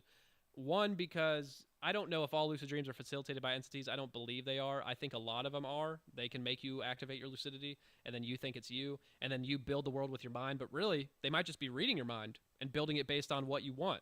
That's what I think might be going on, especially when there's structure to it that's like consistent. And if there's entities you're contacting with, they use it for consent harvesting also, dreams and stuff. Vicky Joy Anderson talks about this a lot, about them coming in your dreams, making these elaborate scenarios, jacking up your lucidity just enough to where they can get legal rights. And they make you sign contracts sometimes in the astral, or they'll make you agree to certain things and consent to more involvement, or they'll become a loved one in your dream and be like, hey, you want me to come visit you again later? And you're talking to a demon masking as your dead loved one, and it's they use it for consent harvesting. And people go, oh, well, that's not fair. I'm not like myself in a dream fully. I'm like, it's not like I'm not fully lucid, or even if I am, it's a dream version. I'm not myself. And I'm thinking to myself, I get it, but from a God's point of view here, it's like, what if your ingrained personality is still, these decisions you make are still part of who you are? Like when I used to have these crazy, vivid sex dreams and I was getting real freaky in them, I would love it. And I'd be eating it up and I'd be having crazy stuff happen. And I wouldn't be having any demons coming to succubus, screw me in my dreams if I wasn't desiring that and also activating it and going along with it in the dreams, which my subconscious self is, just as dirty, if not more so, than my conscious. So that's where it's like, okay, well, maybe I should work on myself in my waking life to where I'm not a total, hedonist, which I've done better. And then that way my dream self won't succumb to those pressures and potentially invite demons into my life by banging hot demon chicks. Which may or may not have happened, but I believe it did. Yeah, that's true. Which we all have our cross to bear, so to speak. That's one thing I keep telling people. I get a lot of. I use the word boomers because typically that's what they are. But there's exceptions to every rule. But you get some of these really judgmental, boomer type Christians. It's like they love to pick at you, oh, you got long hair. The Bible says not to have long hair. Well, if you shaved your beard, have you, been around your wife while she's on her period? I can name 216 other crazy things that we are no longer under anymore. But those judgy type people that go that way, but we are all screwed up. So one person's, might be struggling with drugs internally while the other person struggles with looking at women lustfully and things like that. It's just some people's sins or problems are wore on their sleeve for all to see. I think that's why, Jesus said, remove the log from your own eye before you remove a speck from another. So, Lord ain't done with me yet neither. So, but that's right. Same here, they'll come at us different. Absolutely, man. Yeah, they'll cater to our heart's desires, man, because they can read your mind, they read your thoughts, they have your data. They're going to cater their deceptions, their temptations to what you are most willing to fall for. Which is also me your own personally, fault, I've had a lot of dreams about going back to the high school days, of the BC days of all my drug abuse. I can't tell you how many dreams and stuff I've had of partying and doing some cocaine and some other crazy stuff I used to do. And in the dream, it's like, oh man, this is great. You find yourself in that, moment. And then no you're consequences like, oh, no. in this realm. No, and then I wake up and without fail, I feel just dirty. I have to immediately go for a shower. I'm like, I actually enjoyed that. That's wild, man. Yeah, no, I can't say I haven't had a similar story. Absolutely, many times. But yeah, that's why I think working on yourself in the waking world will make your subconscious dream self a little bit less evil, ultimately, because I've noticed a change in that too, and less attempts to infiltrate my dreams all psychically, which I could just be fantasizing and creating that idea, but to feel special. But I've definitely had demonic harassment enough in my life to know when this is my brain and when this is somebody else's. I like to think so, at least. Anyways, we got some more totally goofy shenanigans here, and I'm gonna, this one's fun. So his Leland's guides tell him they're gonna come give him a test when he goes to sleep, coming to visit him in the dream world, showing they're connected again, which obviously this is all one thing. It's trans-state visions, and they're all different arms of the same bird, essentially. But he says he's in this vivid dream, and he says, I became a single blade of grass. A strong wind blows me this way and that, and I feel exhilarated. All at once, I become aware that I'm surrounded by millions of other grass blades. I make a startling realization. I can simultaneously maintain an awareness of myself as a single grass blade and as a multitude of grass blades. Yet my unique beingness has a precise location within the vast tapestry of grass that surrounds me. Very good, the overseer says. You learn quickly. We've designed a set of images and sensations in order to illustrate certain aspects of the human condition, he says. Our intention is to show you the evolution of human consciousness and how it looks from our perspective. So, they turn him into frickin' grass, and he's eating it up and loves it. He's like, I feel so good as a blade of grass. And he even says he feels nutrients flowing through his little grass veins, and it feels good, and he feels growing. This is the sensations and the perceptions and this is the type of simulation ability we're talking about. If they can do this, they can absolutely fabricate a human-like past life memory of yours. You know what I'm saying? Like, this is way more difficult to pull off. And it doesn't end there. I'm not going to read the whole thing, but I'm going to summarize. He, after that, gets turned into a flower and feels that. And then and also it's normalizing the Borg hive mind thing. He says, I feel myself as a singular and also as the collective at the same time. He's describing the hive mind mentality and normalizing it, making us think it's okay and not weird, which is what the demons live under, is, again, they're normalizing it. So he's turned into a flower and then a bee, very much on the hive mind idea there. And he's flying around as a bee, and he feels the sensations. And I don't know how real it is to the real thing, but we know from the Bible that these entities can possess and go into the swine, pigs. So if they can go into pigs, they can probably go into other animals. And if they can do that, I imagine they can create a simulation based around any animal's type experience, which we'll talk about in a second. But he becomes a bee, and it feels real, according to him.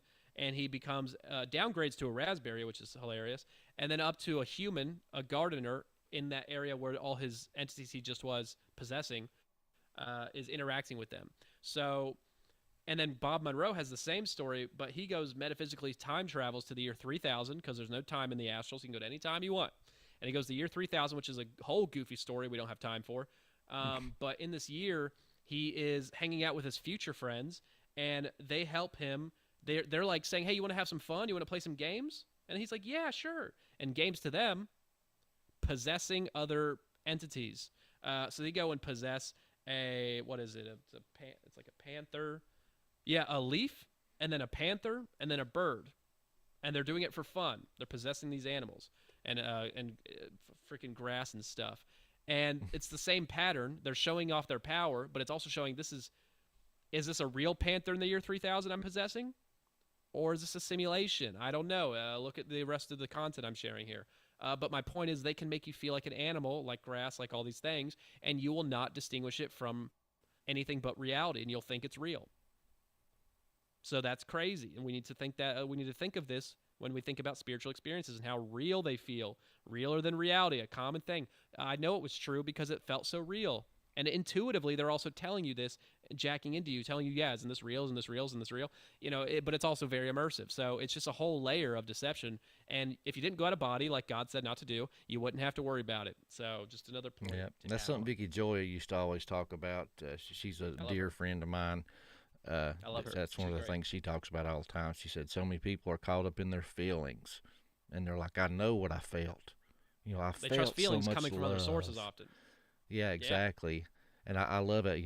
They talk about, they feel, how they feel. But these are the same people that at most of the time that are atheists. I love how Jordan Peterson was talking to an atheist one time, and there's like, oh, all your thoughts and your emotions, all that stuff, that's chemical reactions in your brain and neurons firing and all this other kind of stuff. And he's like, well, where does morality come from? Oh, it's taught through social structures, you know, and all this kind of stuff. He's like, well, if what you're saying is true, it's random neurons firing off and chemicals in your brain. He's like, how do you even trust your own thoughts? Yeah, no, exactly. Yeah, I mean, well, atheists are about to die out pretty soon here once it gets impossible to deny that there's something going on out here, one side or the other. But yeah, man, it's silly, these people. And that's the whole, you know, fatherly logic masculine mentality. You know, the Lord identifies, you know, as the father. And I'm not saying he doesn't have traits of a woman, you know, he's everything. But at the same time, he identifies and has the more logic brain mentality. And then you have the whole divine feminine, which is the whole Gnostic reverse Sophia thing. And that's who they believe femininity. is the Holy Spirit. I just recently found out. Yes. Yeah. Well, but it's a rebrand. And they push the whole, you know, divine feminine thing. And the feminine nature is actually the top level because they create life through their, you know, spirit vagina. And, you know, I get the logic there, but they're also saying the female traits are what we should aspire to have at the top, which I'm not saying anything wrong about the ladies. I love the ladies. Ladies, I love you. But I'm saying there's something to be said about women built to be more emotion-based with their decision-making and thought processes, and men being more logic and hard decisions. And that's why they're typically, you know, leading in churches, and they understand deception more elaborately, which is, I think, why women aren't supposed to be doing so, because they are supposed to be protected and yin and yang with us. I'm not saying they can't understand complex deception at all. I'm saying most will not. The complex deception that we need men to deal with in this world, because it is a lot of hard decisions and a lot of war that has to be fought. Not has to be fought, but, you know, throughout the Old Testament, you have them killing off Nephilim tribes left and right. Has to be done, and God ordered it. Because there's evil in this world we got to kill, and we can't have women making all these decisions, or they will go off emotion. And if they go off emotion, they will be deceived by elaborate deception, which is what's all around us all the time. Which is why women are sucked into the whole New Age stuff much more quickly than men are, and the witchcraft and the divination. They're sucked into it much more quickly, I think, from what I've seen. They're more attached to the feelings and stuff that they try to simulate and hijack. But I remember my mom, even as a kid, which, I mean, I'm, you know, from East Tennessee, so we was all, you know, Southerners, and so we all have our dispositions. I noticed. But even my mother used to say, we do not need a woman president or something like that. And she said, and it was like, why? And she's like, we'd be at war every 30 days. That's hilarious. Yeah, I don't doubt it. You know, I don't think it'd be much different, because they'd all be controlled by fallen angels at the end of the day. But, you know, it's just that whole mentality of the masculine versus feminine. They're trying to push the divine feminine thing, and feminine traits as the hierarchy at top. And it's just and that's how it was in the ancient world. I've recently discovered. Yeah. So it's like nothing new's under the sun. You know, it's making us a comeback. No way. It's just, you know, repackaging, rebranding everything. But yeah, man, it's pretty much on the nose there. We got a couple. I'm going to try to zoom through these and get to the Bible stuff, because I don't want to take too long. But we got Focus 27. So this is Bob's word. He uses focus levels. He has focus 10, 12, 15, 21, 22, 23, 27, etc. Skipping numbers. I don't know why. And they basically are supposed to represent deeper sleep states, which access deeper realms. So he says Focus 27 is a specific realm, which all of his Monroe Institute attendees visit and have their own version. And Focus 27 is basically your own fabricated dream world. It's a lucid dream world, but it has structure and consistency, and you can create it to be whatever you want, literally. And he says, quote, each individual is invited to create his own personal and special place within Focus 27, a place which he may return at will. The forms that these places take are as varied and unique as the participants themselves, ranging from log cabins by quiet streams to clumps of trees, South Sea islands, palaces of crystal, and corners of one's heart. You know, telling you this is your Mormon heaven, this is your 72 virgins. You can do whatever you want. You can have a thought-formed wife. His friend he visits who's dead, and in between incarnations, this is a place you can go in between incarnations as like a vacation home, little hedonist central where you can do whatever you want.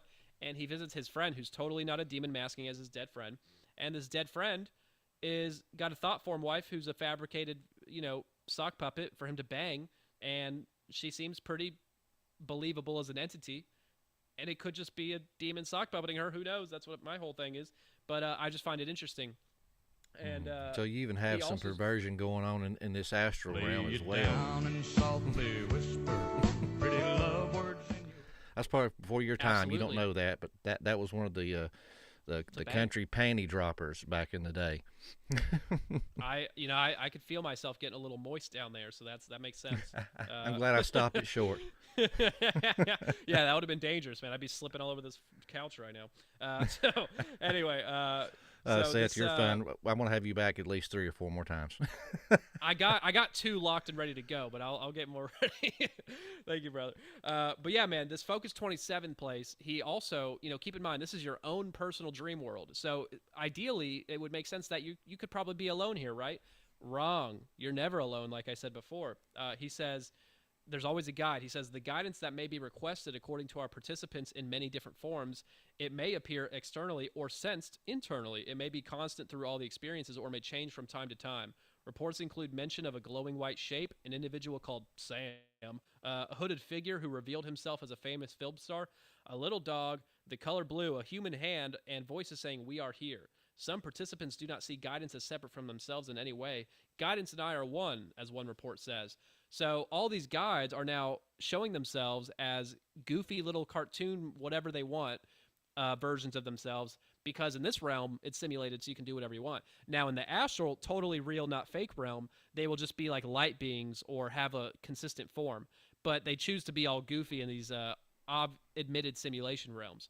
But they're still guides, and they're showing themselves however they feel like. And sometimes it'll be sensed in your mind. So you'll just hear thoughts, and you'll think, no, this is me talking to myself. This is my higher self. Totally not a demon hijacking me. It's me from the future, outside of time, culmination of all myselves. And he loves me, and he wants what's best for me. So I'm going to do what he says and listen to him. And they're always there, never alone, again. You know what I'm saying? And it also reminds me, too, which I was never really big into it, but in high school for a very short time, I was, I wouldn't say dating, but maybe flirting with this girl that claimed to be a witch and into witchcraft in high school. And she would try to explain some of this stuff to me, and she was like, you got to close your eyes. And she said, you got to find your happy and calm, quiet place. And she said, I picture a log cabin out in the woods by a river. And she's like, you got to close your eyes and imagine. She said, walking through the forest, smelling the pine needles from the trees. She said, really, immersing yourself into it. And she said, you will go there. She said, you will feel the wind on your face. You will hear the water of the river running by you. She said, and I sit in that cabin. She said, and I just empty my mind, and she talked about all that kind of crazy stuff even back in the late 90s. So I don't know if this stuff was already being written about and talked about, or if this was something that they grabbed, from witchcraft or Wicca and maybe molded it into this thing that we have today. But yeah. Well, her thing sounds more like a remote viewing type vision where she's seeing it, maybe feeling the sensations and downloads, but I don't know if that was a full astral immersive experience, because these are full astral immersive experiences where there's consistency that you don't have to hold focus in. You're just already out of body, you're already there. But hers sounds more like a remote viewing thing where she is starting to form a vision, but she's not leaving her body necessarily, which is the same concept, but less immersive. Maybe I'm wrong. Maybe you're just describing it a certain way, but that's how it sounds to me. But that sounds like she's remote viewing essentially. But really, remote viewing is just consenting to demons giving you a vision, but they give structure and statistical probabilities and all these things with remote viewers to have a consistent stream. And then they'll even give you wrong information often just so you don't feel like you get 100%. Because once they start giving you a remote viewer 100% success rate with their access to information, then whenever it doesn't line up with other people's remote viewings, they'll say, oh, well, how does that make sense? And they can just say, no, it's error from the perceiver. So they have to give you only a percentage of correct information. And then that's for verifiable stuff. And then remote viewing of more psychic astral information, you'll just assume to be as mostly accurate, but really it's just whatever they want it to be. So it's all a huge deception, like I've said. And we'll get into a really crazy one here where Bob is talking to his higher self, totally his higher self, not demons, and it's his Godhead, and the culmination of all himselves from other incarnations, and they're all in a hive mind together, hanging out in a hive mind, and they're asking him. They're saying, you're the guy. You're the final piece. You're the last one we need to get this job done. And he's like, what job? And they're like, basically telling him, you need to find another home world, another universe, dimension, planet, whatever it may be, universe, for us to incarnate on, because we've learned enough here. We're done on Earth, but we want to go somewhere else. You know, you're gonna be the last one until we escape the Earth reincarnation cycle. And they also say, by the way, side note, there's another version of you that's splitting your soul right now, who's incarnated at the same time, and it's in a woman, and she's our backup plan. But you're the one we're going for. We think you're gonna do it, but just in case you fail, there's a backup, and you're splitting a soul right now. Now that's New Age stuff, and the old Eastern reincarnation lore, which also comes from spirits, they do not push the split soul consciousness thing. They don't say you can go back and forth in time like the New Age stuff. They say it's sequential, and you start as like, you know, plants, and then like fruit, and then like freaking insects, then dolphins, then elephants, then humans, and then beyond. But they don't talk about what the New Age does, which is you can split consciousness in like twins or twin flames or these different people. So that's, again, showing spirits giving conflicting information, because that's how they got all of this information. So anyway, side note there, but his higher self is asking him to find a new homeworld, and he's like, oh God, this is a lot of pressure on my feeble astral shoulders here. I don't know if I can handle that. And he's getting nervous, and they're trying to calm him down and say, no, it's okay. Like, we'll cheer you up. Do you want to? So they say that, and they go, we can help you with that. We can show you a sample of the support you have here in our own cluster. Do you wish to see this? He goes, please, ... And then he describes this kind of loosely, not poetically, but kind of like just loosely of an experience. And he's saying, thousands of hands reaching out to touch me, eyes staring at me with joy and hope, overwhelming radiance I know is love, sweeping into every part of my being. All of these I am, we are. And emotion, from the bittersweet smell of success to the pain of parting, mixed with fun and laughter, and the anger of ignorance, the blindness of belief without foundation, the beauty, the sound of singing voices. His Godhead says, does that help you? And he says, it does. Is there more? You know, he's like getting this total vision of all of his freaking versions of himself in a little like hive mind barrel, like reaching up with their hands like, hey, we love you, you're doing great, keep going, which is creepy as hell and just a very strange visual. And he's also feeling immense, powerful, sweeping into his whole body, love, feeling good, like they keep doing, manipulating your chemicals, making you feel a type of way, manipulating you. And he's like, okay, I think I can do this now. After that, that's crazy. And I just find it very manipulative, even if it is a legitimate thing happening. It's very strange. And then right after this, not long after, he is floating around the astral looking around. I don't know if it's for the same purpose, but I think it was. And he's looking around alone, apparently, and he says he is stopped and frozen in place in the astral. He can't move. You know, it's very sleep paralysis vibe. And he's being headlocked right now in the astral. And then a character in his mind presents himself and speaks to him telepathically, invisibly, and it says, I am the Lord thy God whom you serve, using thys to sound very Yahweh, KJV-esque, you know, very convincing. It can't be anybody but Yahweh who says that. And so he describes it like the last one very loosely, and he says, a feeling of intense pressure as if I'm dissolving. Now I'm in water, and my lungs are filled with water. I must have air. Get rid of the water. No, it can't be. It isn't so. There is no water. I have no lungs. I am being made to think that's where I am. It's an influence. I know it's not so. The pressure releases. I can feel fingers of energy probing for the core of me. I can stop this. Close the receptors. Close tight. I remember how. God says, you do not remember. You do not remember. He's yelling at him like a little bitch. Then he says, but I do. I remember the tests. They were so real. I'm ready for this demanding energy. It cannot harm me, even though he's in a headlock. But what is this? What God can this be? It cannot harm or affect me. I'm like, dude, you're getting a whole vision of drowning impressed upon you, and you're buying it for a moment. That seems kind of controlling. And then God says, apparently, do you not accept me as your God? The idea of a God that threatens amuses me. I let this idea flow out. Do you not fear me? I release a picture of me blowing apart again and again to a million fragments and reconstituting after every explosion. You are damned. You are no more than wasted energy of me. Who is your Lord? The energy fades to a tiny point and vanishes. Okay, so yeah, this guy claiming to be God, and obviously this is Yahweh. He's that escalated it's obviously quickly. the guy. I know. He's not only does he sound like a pathetic loser the way he's handling this whole ordeal, but also Bob's mental fart he explodes at him apparently has enough power to totally get rid of his presence and maybe destroy him. I don't understand that at all, and it's kind of gay and lame and not believable at all. And it sounds like they're just trying to add a bad name to Yahweh because they're insinuating it's him with the whole KJV language and the whole "Do you not fear me?" Do you not accept me as your God? Using language from the Bible, but twisting it in a very, bitchy way. Am I making sense here? Oh, yeah. Yeah, 100%. And that's something they try to do, too, which I've just kind of recently got into some of their ideologies and things like that, even with the research I'm doing for my book. But they paint him as the jealous, controlling God, and how basically there's two different gods of the Bible. There's the God of the Old Testament, and Jesus came to free us from that old God. There's actually a guy on X, intelligent guy. And he makes good points and stuff and good arguments, but I just don't agree with him. Some of his perspectives on things that he says, this is why he believes that way. I think his perspective. Don't say it's Israel skewed. Anderson.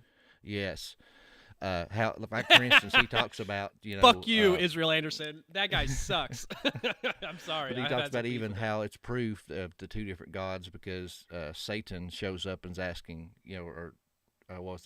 Michael shows up and asks for the body of Moses, but he's like, no, you can't have him. He's like, because he's the witness. He would say, yes, this evil guy that everybody says is Yahweh is the bad guy because he was in covenant with him, and that's why he don't want Michael to have him. He'd be like a witness against him in court or something like that. And I'm like, no, you're missing the whole Deuteronomy 32 worldview here, where the nations was divided amongst the sons of God.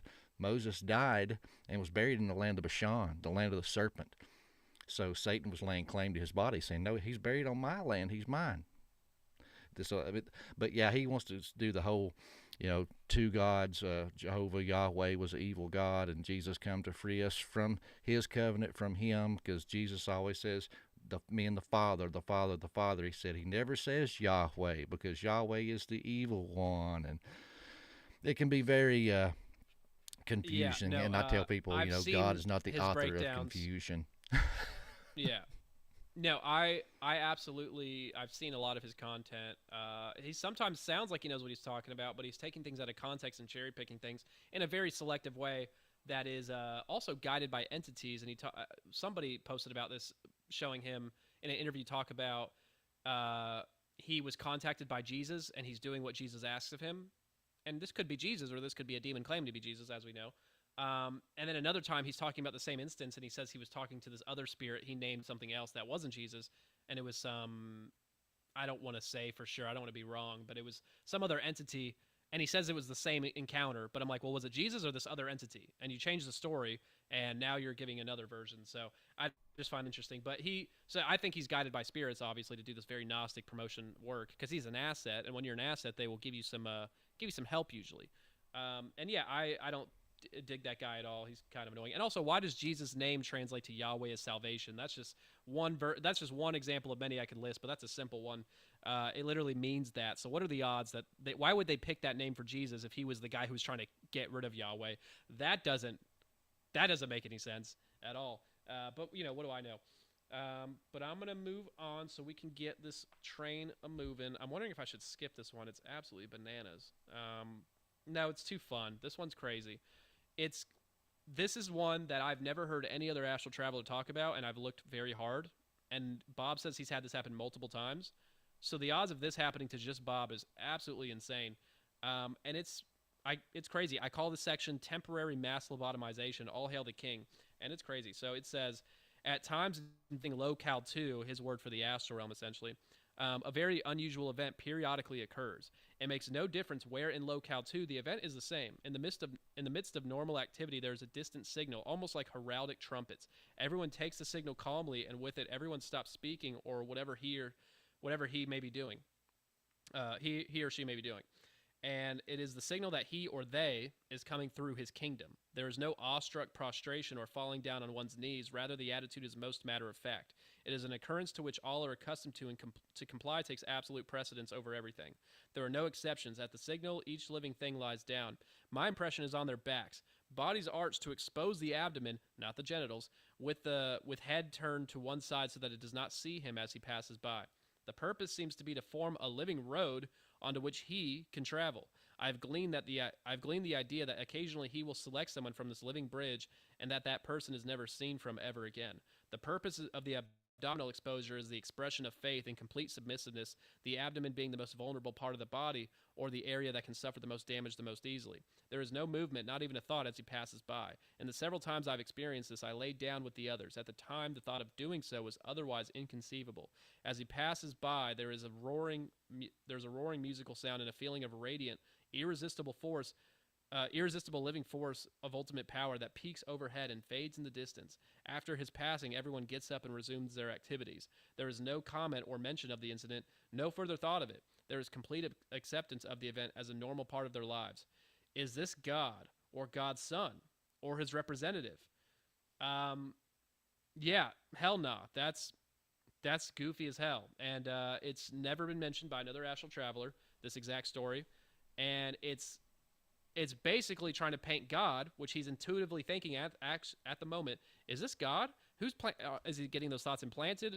But even if it's not, this situation is built to build up to some. This is the demiurge passing by. This is the demiurge's employees at the very least, or his son.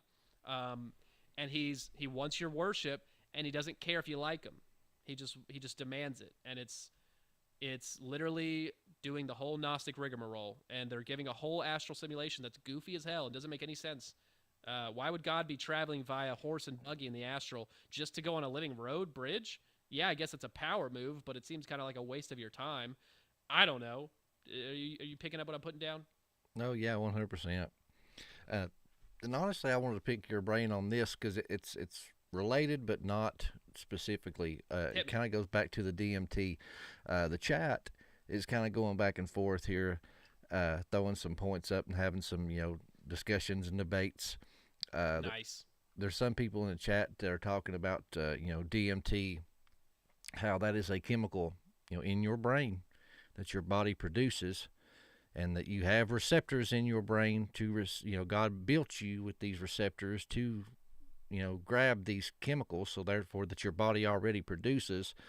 So, they're kind of making the argument that, it's meant to be used but not abused. So why else would God program you to have these receptors to accept this chemical? And why would God have your body produce this chemical if you were not to take it? And then also they talked about caves, how you can be in a cave for, 2 or 3 days. And then your body will release this DMT and you'll go into this realm. And prophets, that's what they were doing. They were meditating and going to these dark caves and getting these visions. That's what they were doing. Their body was releasing this chemical that God gave them, but through man, grabbing plants and hijacking, making back doors, into the realm. And people are kind of throwing up some scriptures, be sober-minded, and things like that. I just wondered what your thought was, because I'm trying to think. Carol even brought up, I'm trying to find it. I'd never heard this. She was the one talking about this in the chat, and she had mentioned, where was it at? David, the cave. Okay, it says, David was in the cave of Abdullam. She said, and these caves have been used for centuries for people to know things. So she was even insinuating that, history records this was a cave that people went to be alone for several days and have these spirit journeys and things. What's your thoughts? Well, I got a couple thoughts there. For one, I'll start with, we should judge it by its fruits then. What is the knowledge, what is the information coming back from these DMT trips? Because if it is meant to be used and not abused, that means if we're not abusing it, we should be able to get some real divine knowledge from the entities, right? Hypothetically. I dare you to find one DMT trip which a person returns with divine knowledge from an entity that is promoting the Bible and Yahweh. Maybe Jesus will be, as a Gnostic version, but you will only see the same patterns dispelled in these other disinformation tactics, because it will only be spirits. When they give you knowledge, it will always be New Age and Gnostic adjacent. It will never be outside of that. I've not seen anybody discuss that. Now, if God wants us to use it, just because it's created and it's a thing that we've synthesized does not mean it's good. I don't think that logic makes sense. Yeah, everything he created can and is inverted. Now, that doesn't mean the uninverted true way of doing it exists. It's a drug. It releases naturally in our brain at certain times, yeah, but is that the same thing as doing a practice of divination and taking a drug? I don't think it's the same thing. It's a desire to seeking knowledge, which, what does the Bible say about divination to seek knowledge? You're only going to get falsities and false divination and false, and I'll read verses soon about that that cover this more directly. But yeah, I don't agree with that person's assessment at all. Why would God create it? I mean, you know, that's like saying, why did God create guns to kill people? You know, it's a tool. Can be. I'm not saying all tools can be used for good and bad, because some are just have no good purpose. And this is one of them. But the natural chemical, I don't think, is the same thing as taking the drug. And now, I will add, I guess we might as well talk about the whole DMT lockout thing, because, you know, the alignments here are definitely worth mentioning, and it's going kind of viral as of late. But yeah, I have a whole explanation for DMT lockout, which went baby viral a few weeks back, and got me a lot of attention for a bit on X. And, well, it's my most popular thing I posted. And a lot of people said it made sense, and a lot of people were hating on me, whatever. It's going to happen. But basically, my whole logic so for DMT lockout, whoever doesn't know what it is, it's basically you take DMT a bunch, and you consistently go out of body and meet these entities, and usually you see the same ones over and over for a while, and people talk about the machine elves and the different types of aliens and mantis beings, and they'll talk about the jester types, the clowns who are really silly and say the N-word to black people, and that's just demons messing with you, in my opinion, but very silly. And then they'll go so many times that eventually their guide or their entity they contact will say, hey, you're coming here too much. You're doing this too often. You should be coming for knowledge, and you're just wasting our time. You're banned, and they'll say, it's time for you to get out, brother, and they'll kick you out. And right when they snap their fingers and say you're banned, the high ends, you're back in your body, as if you weren't the one doing it yourself. They were facilitating it, right? You're never alone.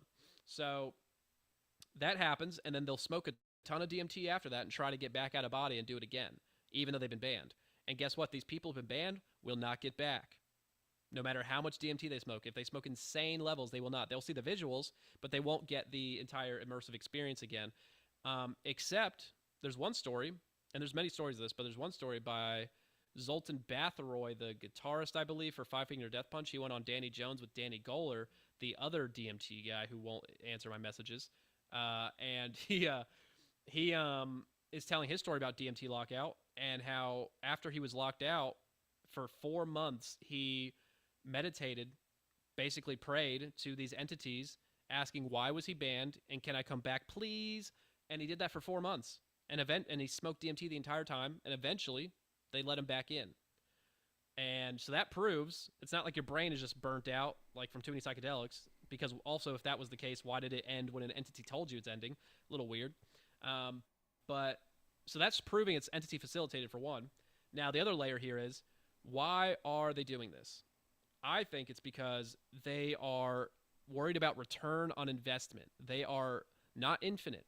They are limited in number to the amount of entities that died in the flood, the Nephilim that died in the flood. That's how many there are. Yes, they're a hive mind. They're connected. They can access information.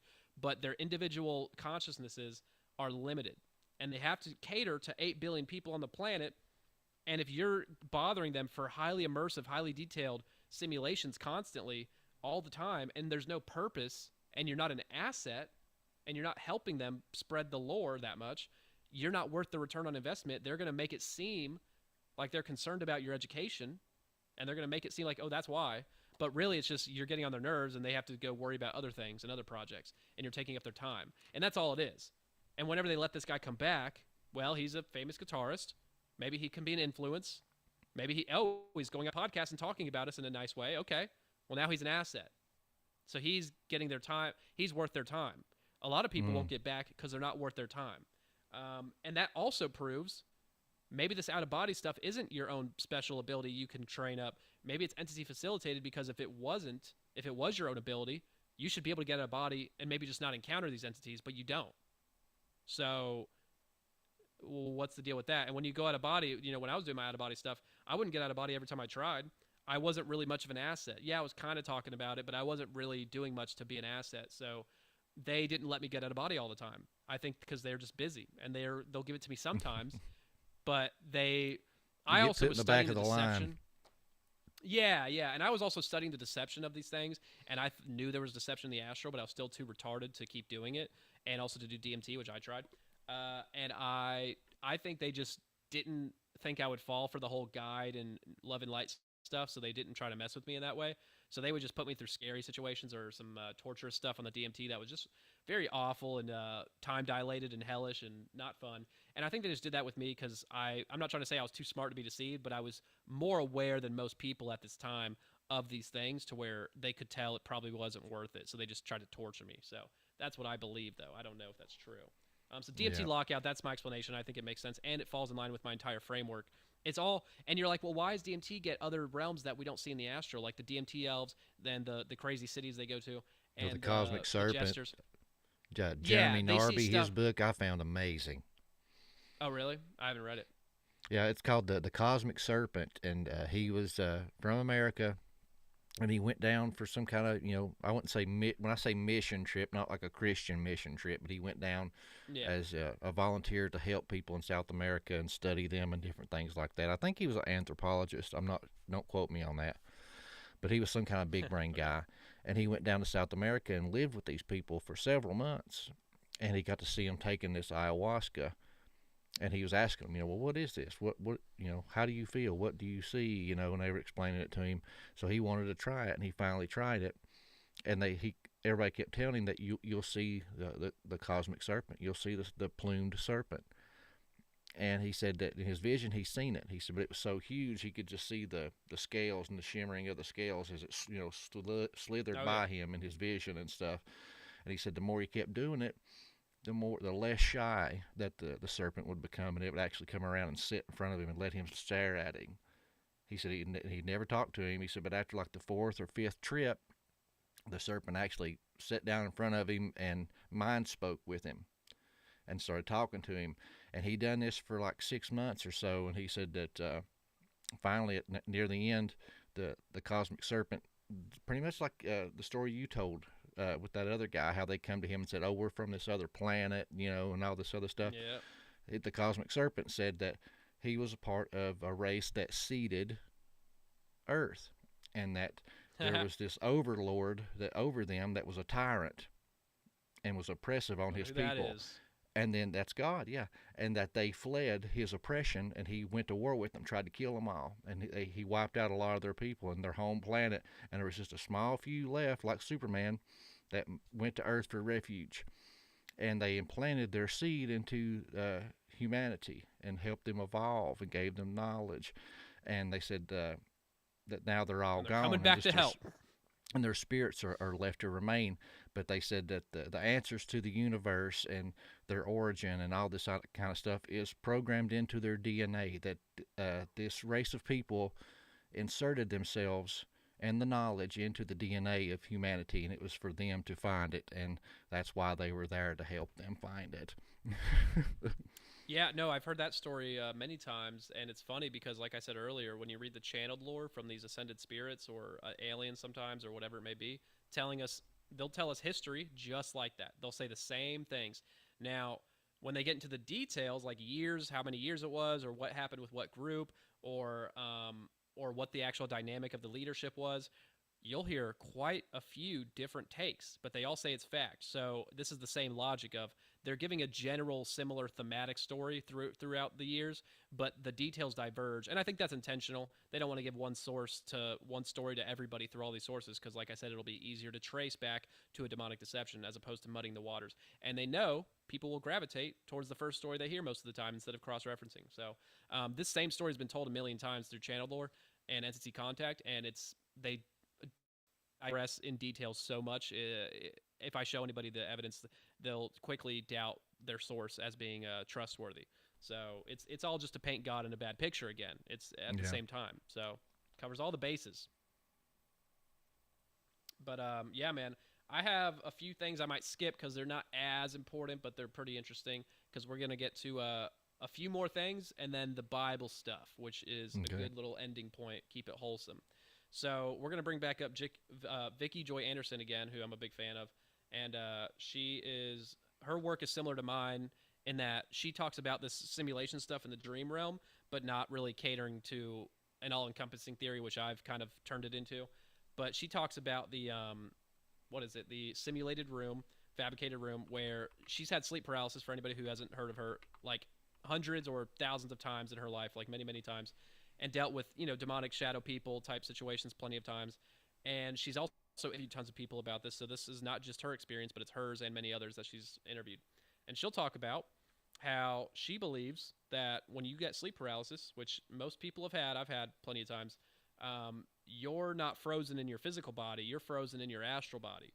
And they're making a simulation of your room that you can see that looks like your room, and it mostly is, and you feel like you're awake and that's your body because it feels real, just like these astral realms feel realer than reality. Keep in mind they can have that control. And they're creating your room, but the reason she thinks it's a simulation as opposed to you're actually awake and getting the sensation done through actual physical manifestations, which I'm not saying can't happen, but I don't think that's the case for these sleep paralysis episodes. She says that there often is, she would pay attention after a while of having these experiences because she got desensitized, and she would start looking around her room more and found things like windows being moved a few feet away from where they're supposed to be, or furniture being rearranged, or objects in the room that were never there are there, or vice versa. Enough times to where she's going, well, this can't be my room because there's just too many discrepancies.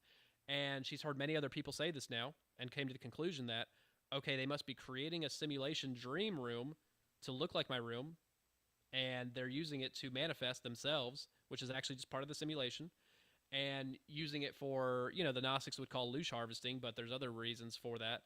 And there may be some truth to the whole energy harvesting thing, I'm sure, but, Gnostics want you to believe that's the top tier priority of the dark spirits, is that they just want your energy. It's not about steering your heart away from God. It's more just about your energy. It's a resource thing. That's what the Gnostics teach. Stupid. But, yeah, there might be some layer of that. And my point in saying this is where it gets crazier, because you have some stories, and this is my thing I'm adding. I don't think she spoke about this, but there's stories of people getting sleep paralysis episodes where they will see gray aliens, right? And they'll see a gray alien who is basically going, oops, you can see me? Oh, no. Like, they're not trying to be seen as a gray. So they press a button on their belt, technology, and then, boom, they shapeshift into a shadow person. Oh, my gosh. Pay no attention to the man behind the curtain. curtain. Paint chips when you were a kid. Yeah, but they're revealing themselves in such and it's like, oh, I messed up. Better press my shapeshift button. And then, so if this is a simulation, and many people have experienced this, if this is a simulation, does that mean they're planting false flags in these simulations so that you believe that shadow people are technologically based? I don't know why else they'd be doing this. And that way, it materializes and secularizes the whole spiritual phenomenon people have experienced and makes you think it's just aliens coming to my room to do this. Now, for all the billions of examples of sleep paralysis episodes reported, is that all? That is a full-time job for a large quantity of aliens to be doing, by the way. That resource is insane. But, demons fabricating simulations, that's much less resource heavy and time-dense to focus on. You know what I'm saying? So I think that story's crazy, because if they're planting false flags in simulations now to deter you, which there's more examples in the reincarnation lore, which that's a whole other story, it's just an elaborate scheme most people will not figure out, but I'm trying to break it down in a way that makes sense. And I think that is a highly important point of view to look at. You got any questions so far, bro? No. Follow up. Is there any confirmations or studies like this being weaponized, or even studied to be weaponized, like government programs and the MK Ultra, all that kind of stuff? Oh, I think it's absolutely involved in SRA and MK Ultra stuff. Like, for example, you have these SRA victims who go on podcasts and talk about their stories of all their abuse. And I believe that stuff's real. I think most of it's real. But they'll also come along with secret space program memories, or crazy past life memories, or water kingdom memories that are really uncommon but actually very insightful for how deceiving they are, where people are freaking mermaids. And if you're a mermaid in the mermaid realm, you can upgrade if you join the hierarchy, and if you get high enough, you can change your mermaid legs for octopus legs, and that's what they say. And these are real memories people. Well, they're memories people get, and they talk about it, and they're serious, and they're not joking, and they're not crazy, and they talk about it for hours.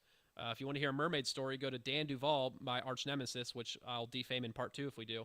Dan Duval is, I believe, evil. It's an opinion.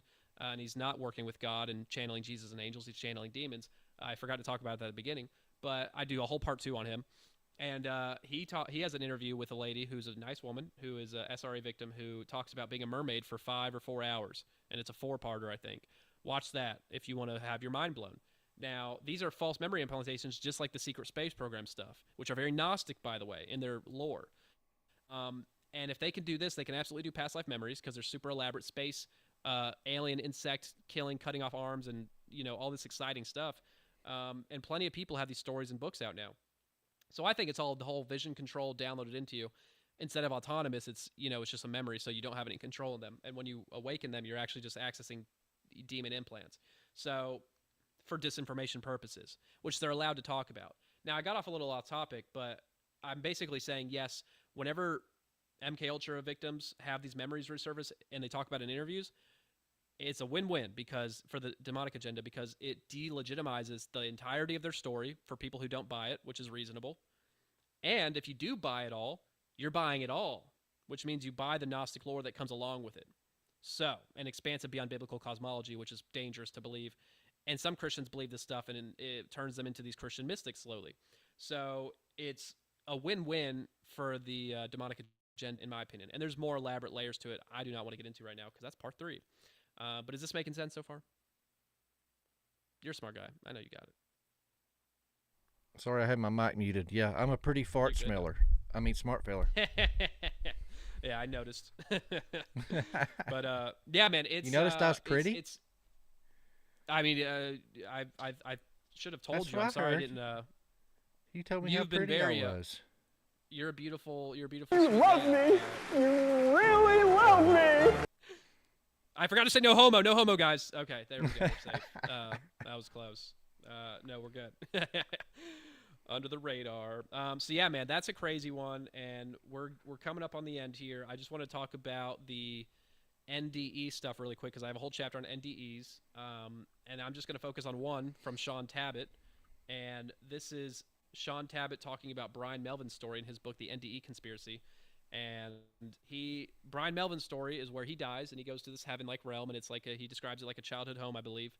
And it's very peaceful, and his loved ones are there who are dead, and they're like, "Hey, we missed you. You're so beautiful. We love you. Let's hang out." And probably having a barbecue or something. And after a while, they're hanging out, and they eventually start shifting into what he describes as demonic serpent-like creatures. And the whole realm around him shapeshifts into this hellish-like, I think cavernous, I don't remember, realm where it's, fire and brimstone and some scary vibes. So it was a fake heaven realm that shifted into the opposite. Now, he is resuscitated soon after this and comes back to life and has this story. Now, Sean Tabbitt makes the point of, okay, well, if there's NDEs that start off really positive for a while, and they have these visions for a while that start off really positive, how do we know a lot of the NDEs people come back with are just pre-transformation to the dark realm? You know what I'm saying? Like, how do we know that they're coming back with the finished information? Because a lot of NDEs give a lot of New Age Gnostic lore. And a lot of them are, I wouldn't say a lot, but a good portion of them are Christian and aligned with the Bible. And I think there's both, and I think it's I think both happens. But the New Age stuff is dangerous because if you have a New Age type NDE with that kind of lore, it's beneficial to the demonic agenda to put in the effort of giving you this false happy place vision, because then you come back and you go, oh, I didn't need Jesus to be saved. And I can tell others and I can say, oh, I went to heaven and I didn't need the Jesus stuff, so that's obviously a lie. Incredibly beneficial disinformation tactic for their agenda. And if it's all vision control, then it's all psyop. So, kind of a important note there, I think. Mm-hmm. Oh, yeah. 100%. Pretty bananas. But I'm going to skip to the Bible stuff because I feel drenched in negativity and evil right now, and I need to make it all whole before it's too late. So yeah, I I'm love not how going to read it. I'm just going to give my end of the world news.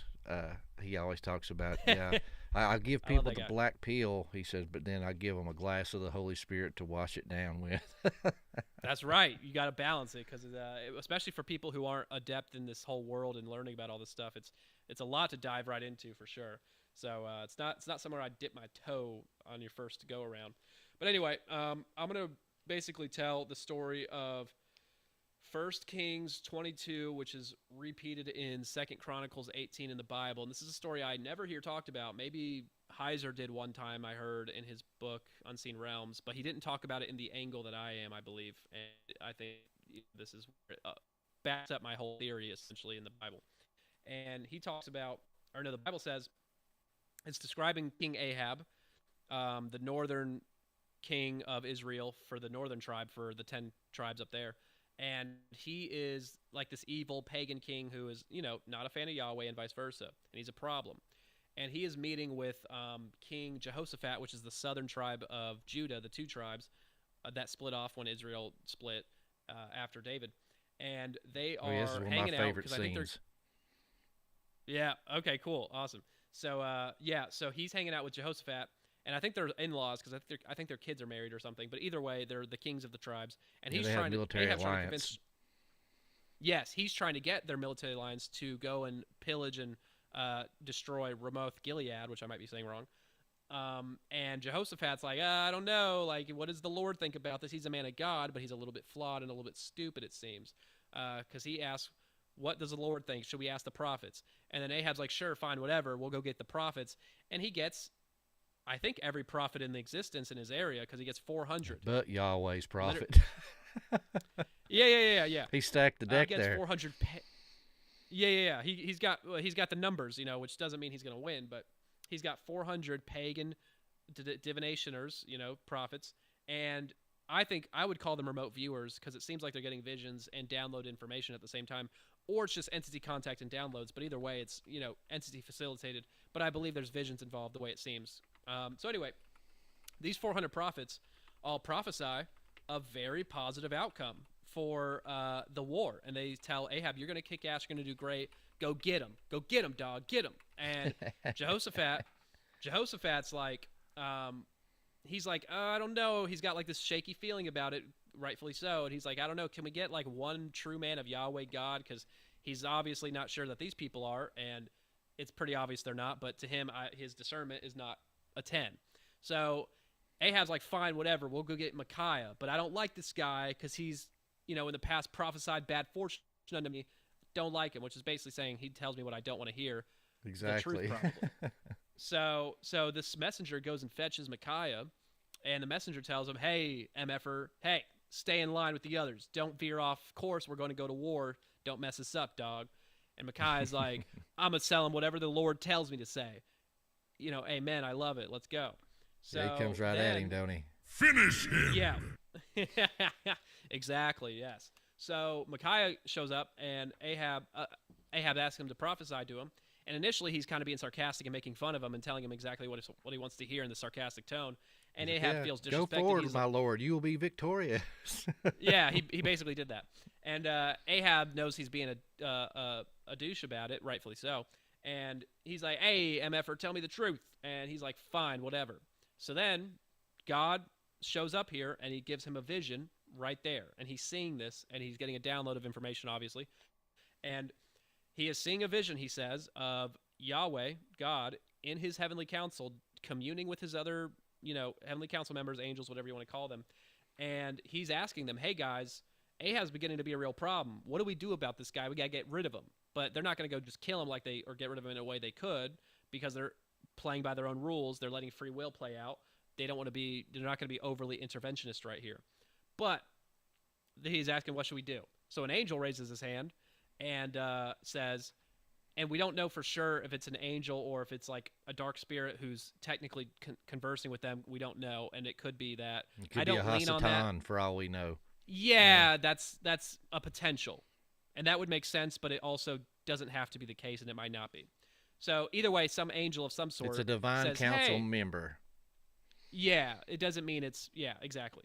And we know what happens to them in Psalm 82. So yeah. Council member says, hey, what if I go be a lying spirit in the mouths of these prophets? Pretty much word for word. And God's like, hey, that's a great idea. And he doesn't need their help. He doesn't need their ideas, but he's letting his creation play out. His children interact with each other instead of just taking the reins on everything, which I think is the right move. So he's like, that's a great idea. You're going to kick ass. Go do it. So then that's kind of the end of the vision.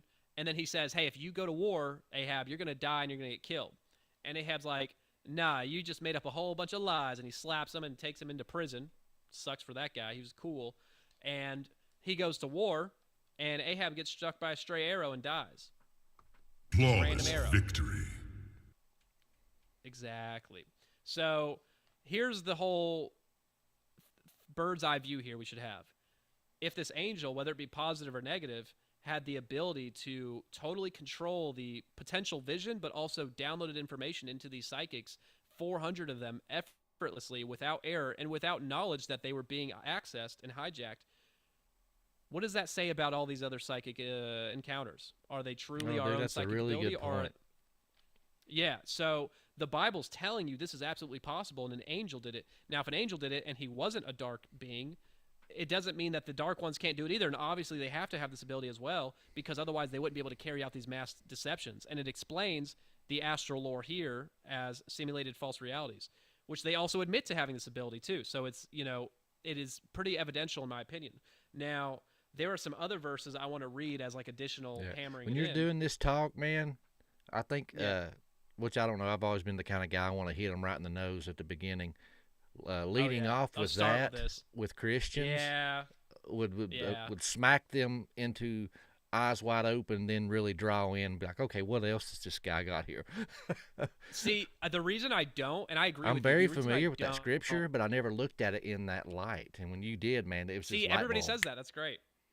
Well, I love that. And, the thing is I usually I think about starting with sometimes, but the thing is, I'm trying to reach and convert New Agers and Gnostics and everybody else under that. Yeah, Christians can learn this, and it's great information, and it's good for understanding the deception, but I am doing this to convert others mostly. That's what my book's for. I made my book full with comedy and a bunch of, like, honestly inappropriate language and situations. Sorry, God.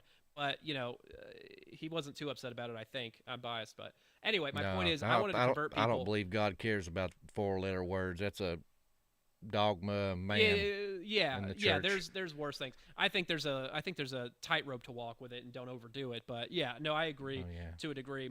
Where he talks about let nothing unclean come from your lips. He's talking about speaking curses. Speak life into people. Life and death lie in the power of the tongue. Speaking evil, doing and the whole thing. You be damned. Well, that's a curse. So it ain't damned. It's you damning them with your mouth and your tongue, and not taking the Lord's name in vain. I don't use GD, so I'm not defending the use of that word, but that's not what it's talking about there. It's talking about, don't say you're a Christian and participate in all these pagan, unworldly, ungodly things, because therefore you have taken my name in vain. Yeah, exactly. Yeah, I agree 100%, man. And, it's hard to explain that to people because they don't love hermeneutics and context that much. They just, stick to their script that they've been fed through the organizations over time. But what are you going to do, man? We're fighting for the Lord, and we might be a little rowdy about it, but, the NDS boys are prime examples, and I love them to death.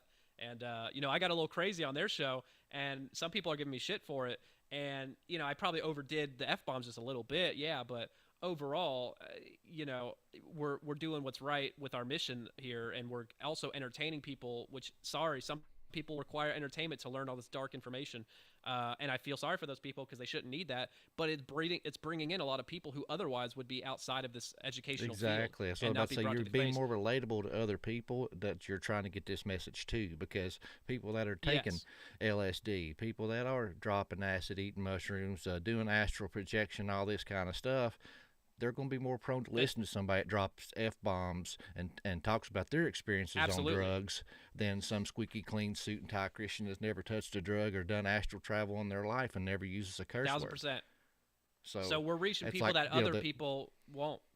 Oh, yeah, and I tell people, it's like the apostles, they got so upset. They're like, oh, Lord, these people are over here casting out demons in your name, and they're not doing it the way we do. They're not sanctioned, Well, just because they don't do it like you don't mean that's the only way to do it. And what does God tell them? Jesus looks at them and says, leave them be. They're doing the Lord's work. So that's what I tell people. You're referring to Matthew. and talk about my Yeah. tattoos or talk about my use of language sometimes or me smoking and all kind of stuff. They'll pick you apart, these quote-unquote Christians. They're the worst. But it's like, dude, what need does the a healthy Pharisees, man. person have of a physician? I'm here for the Where's your lost. heart at? The Lord wants your heart more than he wants your behavioral adjustments, which he does want both, but he wants your heart more than that. And if you follow the rules, but your heart's judged like hateful towards others and not understanding, and it's gonna. I'm not saying don't judge the right things. We judge attitudes. We judge concepts. We judge ideas, concepts. People we need to have more love for. And I'm bad. Amen. I'm guilty as charged in being a hypocrite there, but I do my best to remember that and keep that in mind. But yeah, man, it's I don't feel too much regret about the way I'm handling things, and sometimes I'm a little overboard, but overall, Can you see the people find- comments when I bring them up? I'm not gonna lie, my video of me and you and everything that I'm saying is super blurry. Okay. And I don't know why, but it's okay. Yeah, Chantel shared a comment that I threw up there. She said that she saw, where did it go? It went away. She said, I saw a shirt today, Seth, that says, I love Jesus. I just cuss a little bit. Hey, amen. And Jesus will take him in gladly, those people, including us. So, it's out of all the crimes and sins to commit, it's definitely one of the least major, in my opinion, of all the things. It says nothing about your heart, really, as much as other things do, and where your heart's at. Because some people, it is culture and a little bit of programming, but it's not evil in and of itself. It also expresses language, the dense language of it expresses your passion and anger and righteous anger sometimes better than any other words will. Say, oh, what this guy's giving me the crap. It's like, no, he's giving you the shit, man, and you gotta. It just has this more impact to it. And there's something about it that just it's this unfiltered flow of raw emotion and passion that I think is integral to be really preaching the word and things. And I'm not saying you have to curse in your preaches. I'm just saying there's something about the passion behind it that adds. Jamie Walden, I had him on. He said that some of the most spirit-filled prayers I've ever heard in my life had F-bombs in them. F-bombs in them. Yeah, I listened to that guy too. Lord, take this effing wretched sinner and clean me up. He said, I'm like, yes, praise the Lord. He said, because it's raw. Yeah, I heard that the other day. I heard that exact thing, and I was like, damn. I was like, I totally relate. And then literally after I hear Jamie Walden talk about that, as I'm driving, listening to this interview, literally right after he said that, I get a call from my dad who's giving me shit about cursing in my interviews too much. And I'm like, and I had a whole thing locked and loaded. I said, well, Jamie Walden said... Oh yeah. And so it was just funny, that the synchronicity of that. Anyway, I don't want to take all your time, brother, because I know you got things to do, and I'm sure fun stuff. But I'm gonna just read a couple more verses here, and we can shoot the shit a little bit longer if you want. But some verses here that I think are aiding my overall theory here is Deuteronomy 13:1-3, which is a pretty popular one, and I think very insightful to the overall message on earth here. But it says, if there arises among you a prophet or dreamer of dreams, and he gives you a sign or a wonder, and the sign or wonder comes to pass, of which he spoke to you, saying, let us go after other gods which you have not known, and let us serve them, you shall not listen to the words of that prophet or that dreamer of dreams, for the Lord your God is testing you to know whether you love the Lord your God with all your heart and with all your soul. So he's saying, he's reminding you, this earth is a test. You are going to be tested. They are going to play to your temptations. There is going to be seemingly signs and wonders from other people that are not from me, but it is going to be an effort to deceive you. And I'm ultimately in control, he's saying. I'm ultimately the writer of this grand story, and I'm telling you, I'm going to allow people to deceive you, and you have to stay true to me if you want to avoid it. And that's the only way we're going to get through this tribulation, man, is if we stay true to the Lord and we don't have any doubts in our mind about who he is. Those are the people that are going to have worries and do the wrong things. You know what I'm saying? Amen. And and then we got Jeremiah 14:14, which says, and the Lord said to me, the prophets prophesy lies in my name. I have not sent them. They prophesy a false vision, divination, a worthless thing, and the deceit of their heart. Now, false vision is literally a short little thing he said. It's not very detailed. But what am I talking about today? I'm talking about false visions. They're not real. They're fabricated, and they make us think they're real. They're deceitful. And if they're deceiving people with false visions, divination, which is what we're talking about, what does that sound like what we're talking about today? Is it not the same thing? Is it not the same power? He's not giving you all the details because he can't give you all the answers to the test. You know, this is a test at the end of the day, but he's giving you enough to go, this will happen.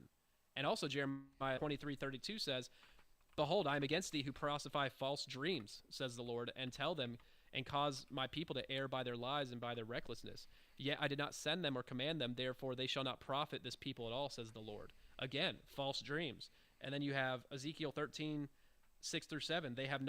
They have envisioned futility and false divination, saying, thus says the Lord, but the Lord has not sent them, and yet they hope that the word may be confirmed.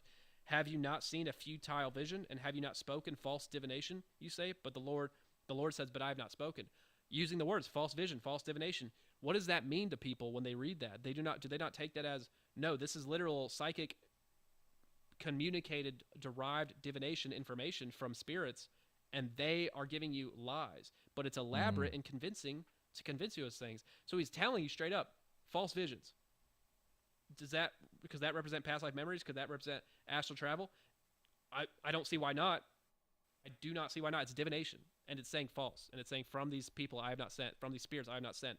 Who is the spirits he did not send? Sounds like the demonic realm. Who else would it be? There's not all these different factions. It's good or evil. You know, there's one or two. So there's more verses, but those are the more straightforward usages of that terminology. And I think that I've never heard focus on in this way. And I think it's highly important that we normalize this concept, because whenever the alien psyop shows up pretty soon here, they're going to have all this promotion of New Age, Gnosticism, reincarnation, cosmology, and there's going to be a lot of evidence for it. They're going to push into the mainstream, and a lot of Christians will be deceived by it. There's going to be a mass falling away of Christians because it's going to be so convincing. And when people, you know what I think is going to happen? There's going to be some psychic activations, maybe some solar flare like the New Age Channel Lord prophesies often, and it will be as in the days of Noah, and we might be psychically activated, or just the veil will be thinner between these entities, and boom, we're going to get psychic downloads, knowing, gnosis, past life memories, all these sorts of things downloaded into us, and we have to discern, is that real, or is this being impressed upon me? And I think that'll happen at a mass scale, and that'll be part of the Great Deception. That's what I believe, but I'm a schizo. What do I know? And I think it's important to get this word out in advance, because if they understand the capabilities of false memories implantation, that will go a long way in the future to arming up Christians. Do you know what I'm saying? Oh, yeah, 100%, man. I've loved this conversation, man. Thank you. I was actually going to try to pull up your book here. It's Spirit Shenanigans, right? Spirit Realm Shenanigans. Spirit Realm.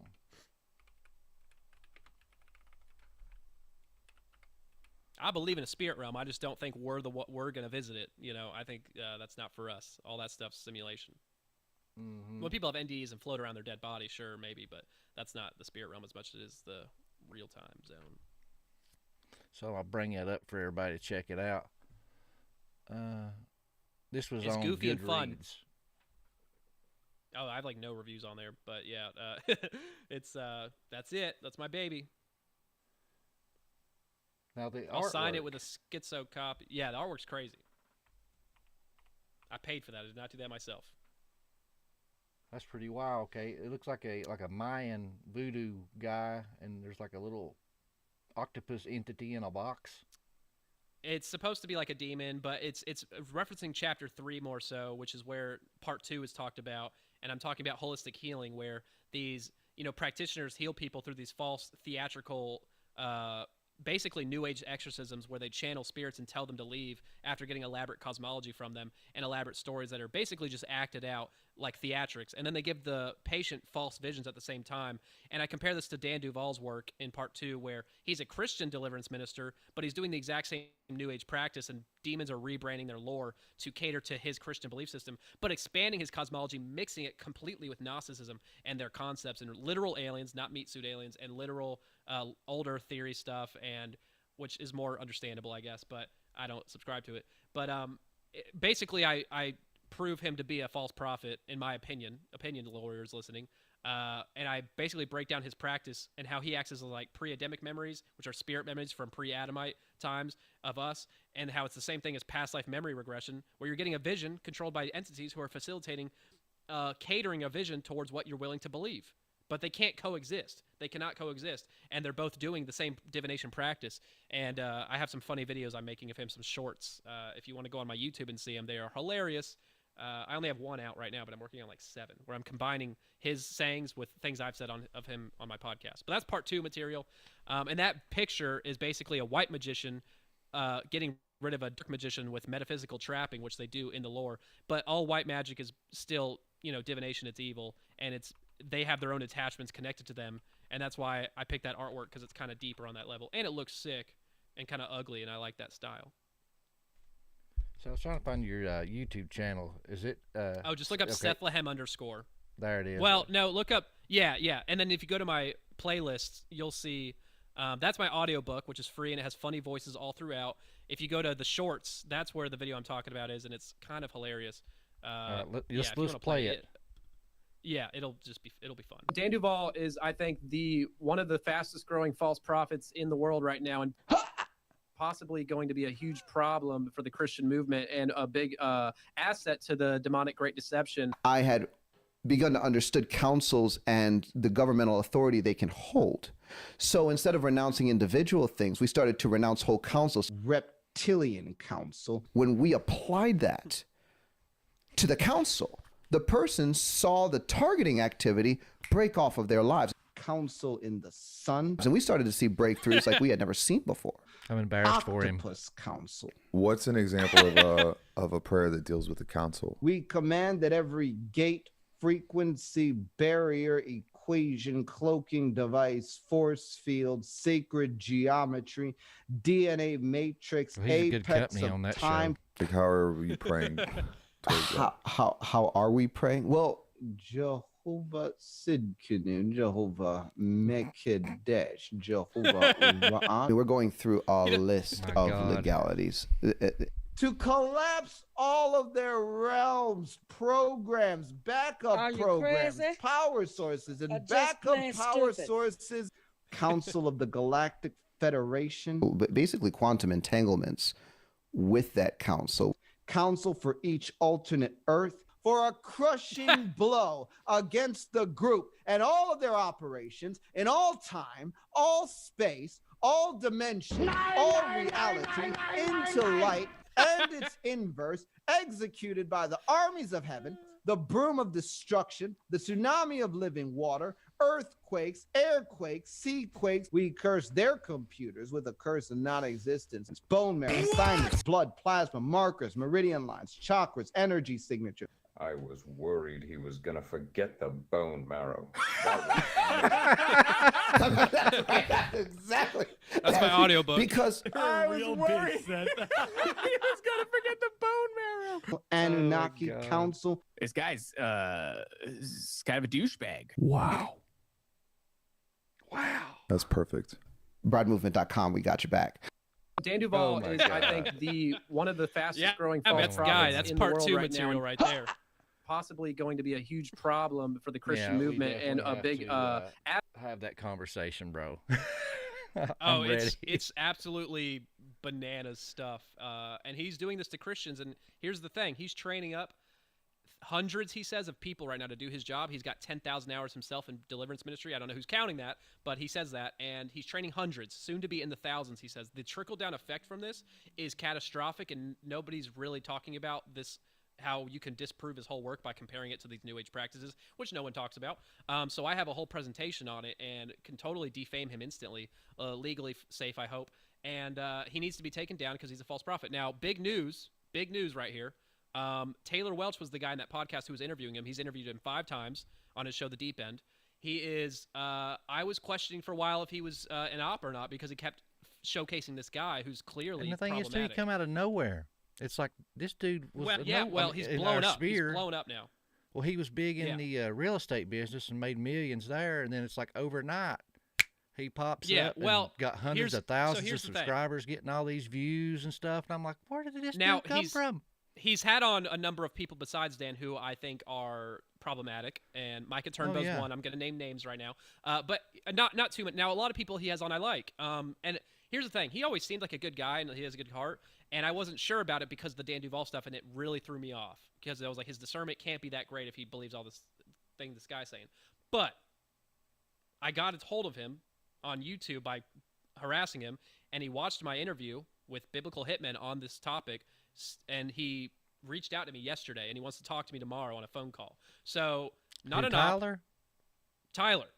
He wants to. He said he wants I to interview reached me. out It's to not an him official a million and one times about talking to him about some of my books and stuff, because I live right up the road from him. And I'm like, okay, he's just going to snob you're in Tennessee. me. Yeah, I'm like, I'm you know, about 2 hours from him. Listen, I'm going to see what he says tomorrow, but right now I'm very optimistic that he's doing the right thing because he said he wants to have me on. He didn't officially ask me, but he kind of said, I want to have you on. Let's talk soon. So I'm talking to him tomorrow. So if I can defame his top guest ever on his show, which I don't know if he'll allow that. If he doesn't, he's making a bad move. But I think it's the right thing to do. And if he does the right thing here and eats that mud pie, I will have mad respect for him. And right now he's already confirmed he's not an op by reaching out to me, because he would not reach out to me. And after watching that interview, if he genuinely was trying to cover this whole situation up and be a promoter of Dan for whatever reason. So I've confirmed now that he's a good guy. Maybe not perfect, flawed for sure, like we all are. But he's doing the right thing right now, and I hope that goes well. And if I get on his show, that's a big freaking deal, just exposure-wise, and I could, get the word out. And I want to talk about this vision stuff with him more so than Dan Duvall, but with him, obviously, it's important to cover that, as he's been his biggest promoter and got him famous. So we need to undo the damage that has been done with this man's fame growth, and I think I might have an opportunity to do that real soon. So I'm very excited. Good. It's early. I don't want to call it, but we're talking tomorrow, and I'm very optimistic now. So I will ask him all the hard questions, and I will not go easy on him. Trust me. Good. But the Lord's working. There's so many big name, or big influence people in this sphere that live just like an hour, 2 hours from me. But none of them will respond to me, bro. I've reached out to all of them, Blurry Creatures and Tyler Welch and Merkel. All them guys, I don't know. It's like, I got on Merkel once, but then I can't get I'm trying to back get on in Merkel. touch I with got to him tell him the after Astral that. Realm was fake.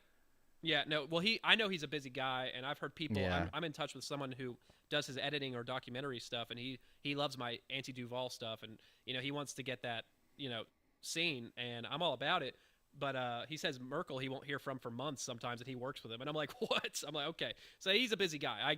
I'm not trying to, they got a million people trying to contact him, so I don't know. And the Blurry Creatures guys, I would love to go on their show, but they have on some sus material and people too, so I can't trust nobody these days because I'm such a paranoid schizophrenic.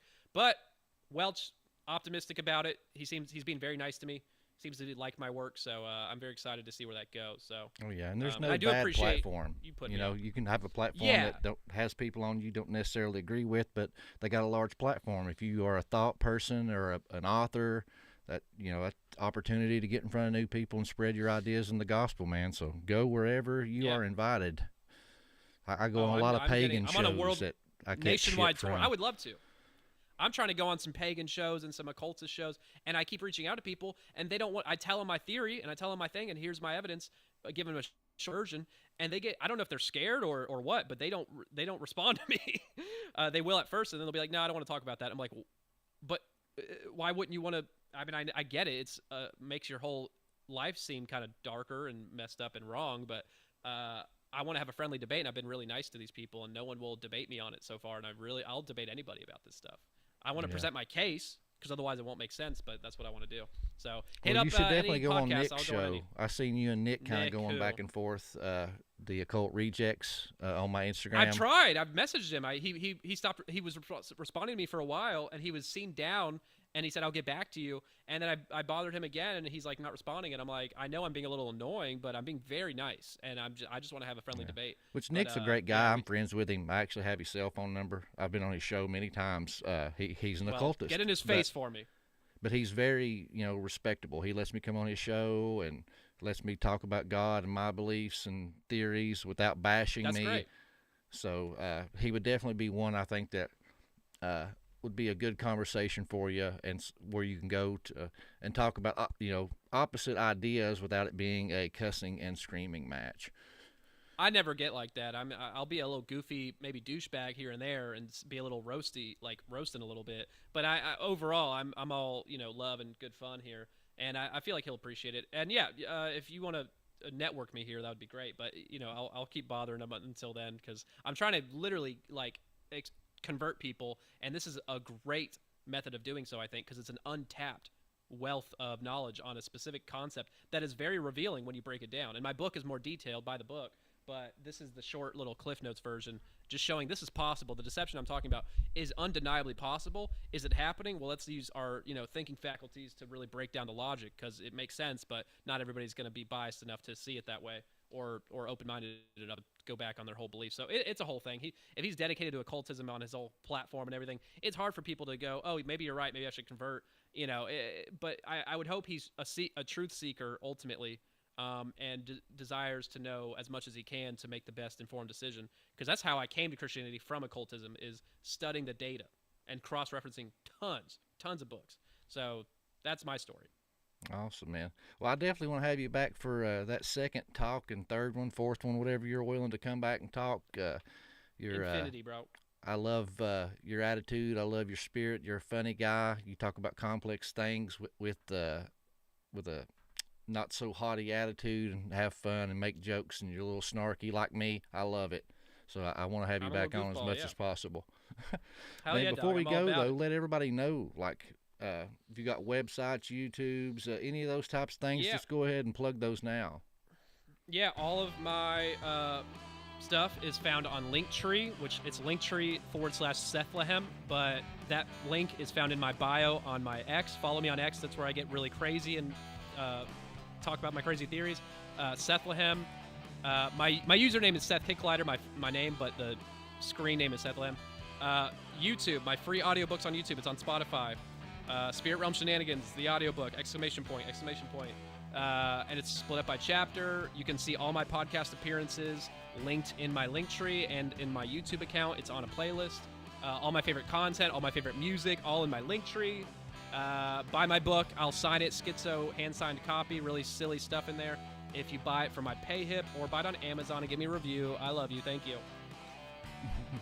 Well, man, I thank you for coming on, man. I appreciate your time. And before we get off today, or get off the line here, I'll get with you and we'll get some dates and stuff and get those scheduled, man. But guys, hey, I hope you enjoyed that, man.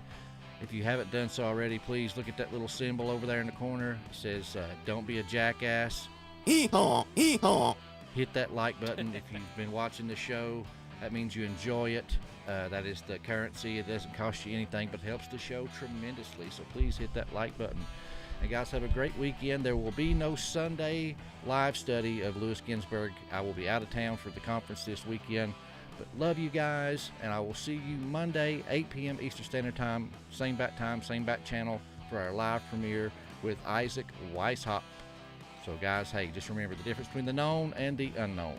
That is the journey. So good journey, my friends. If the path avoids the cross, it's not the truth. So we steal the fire.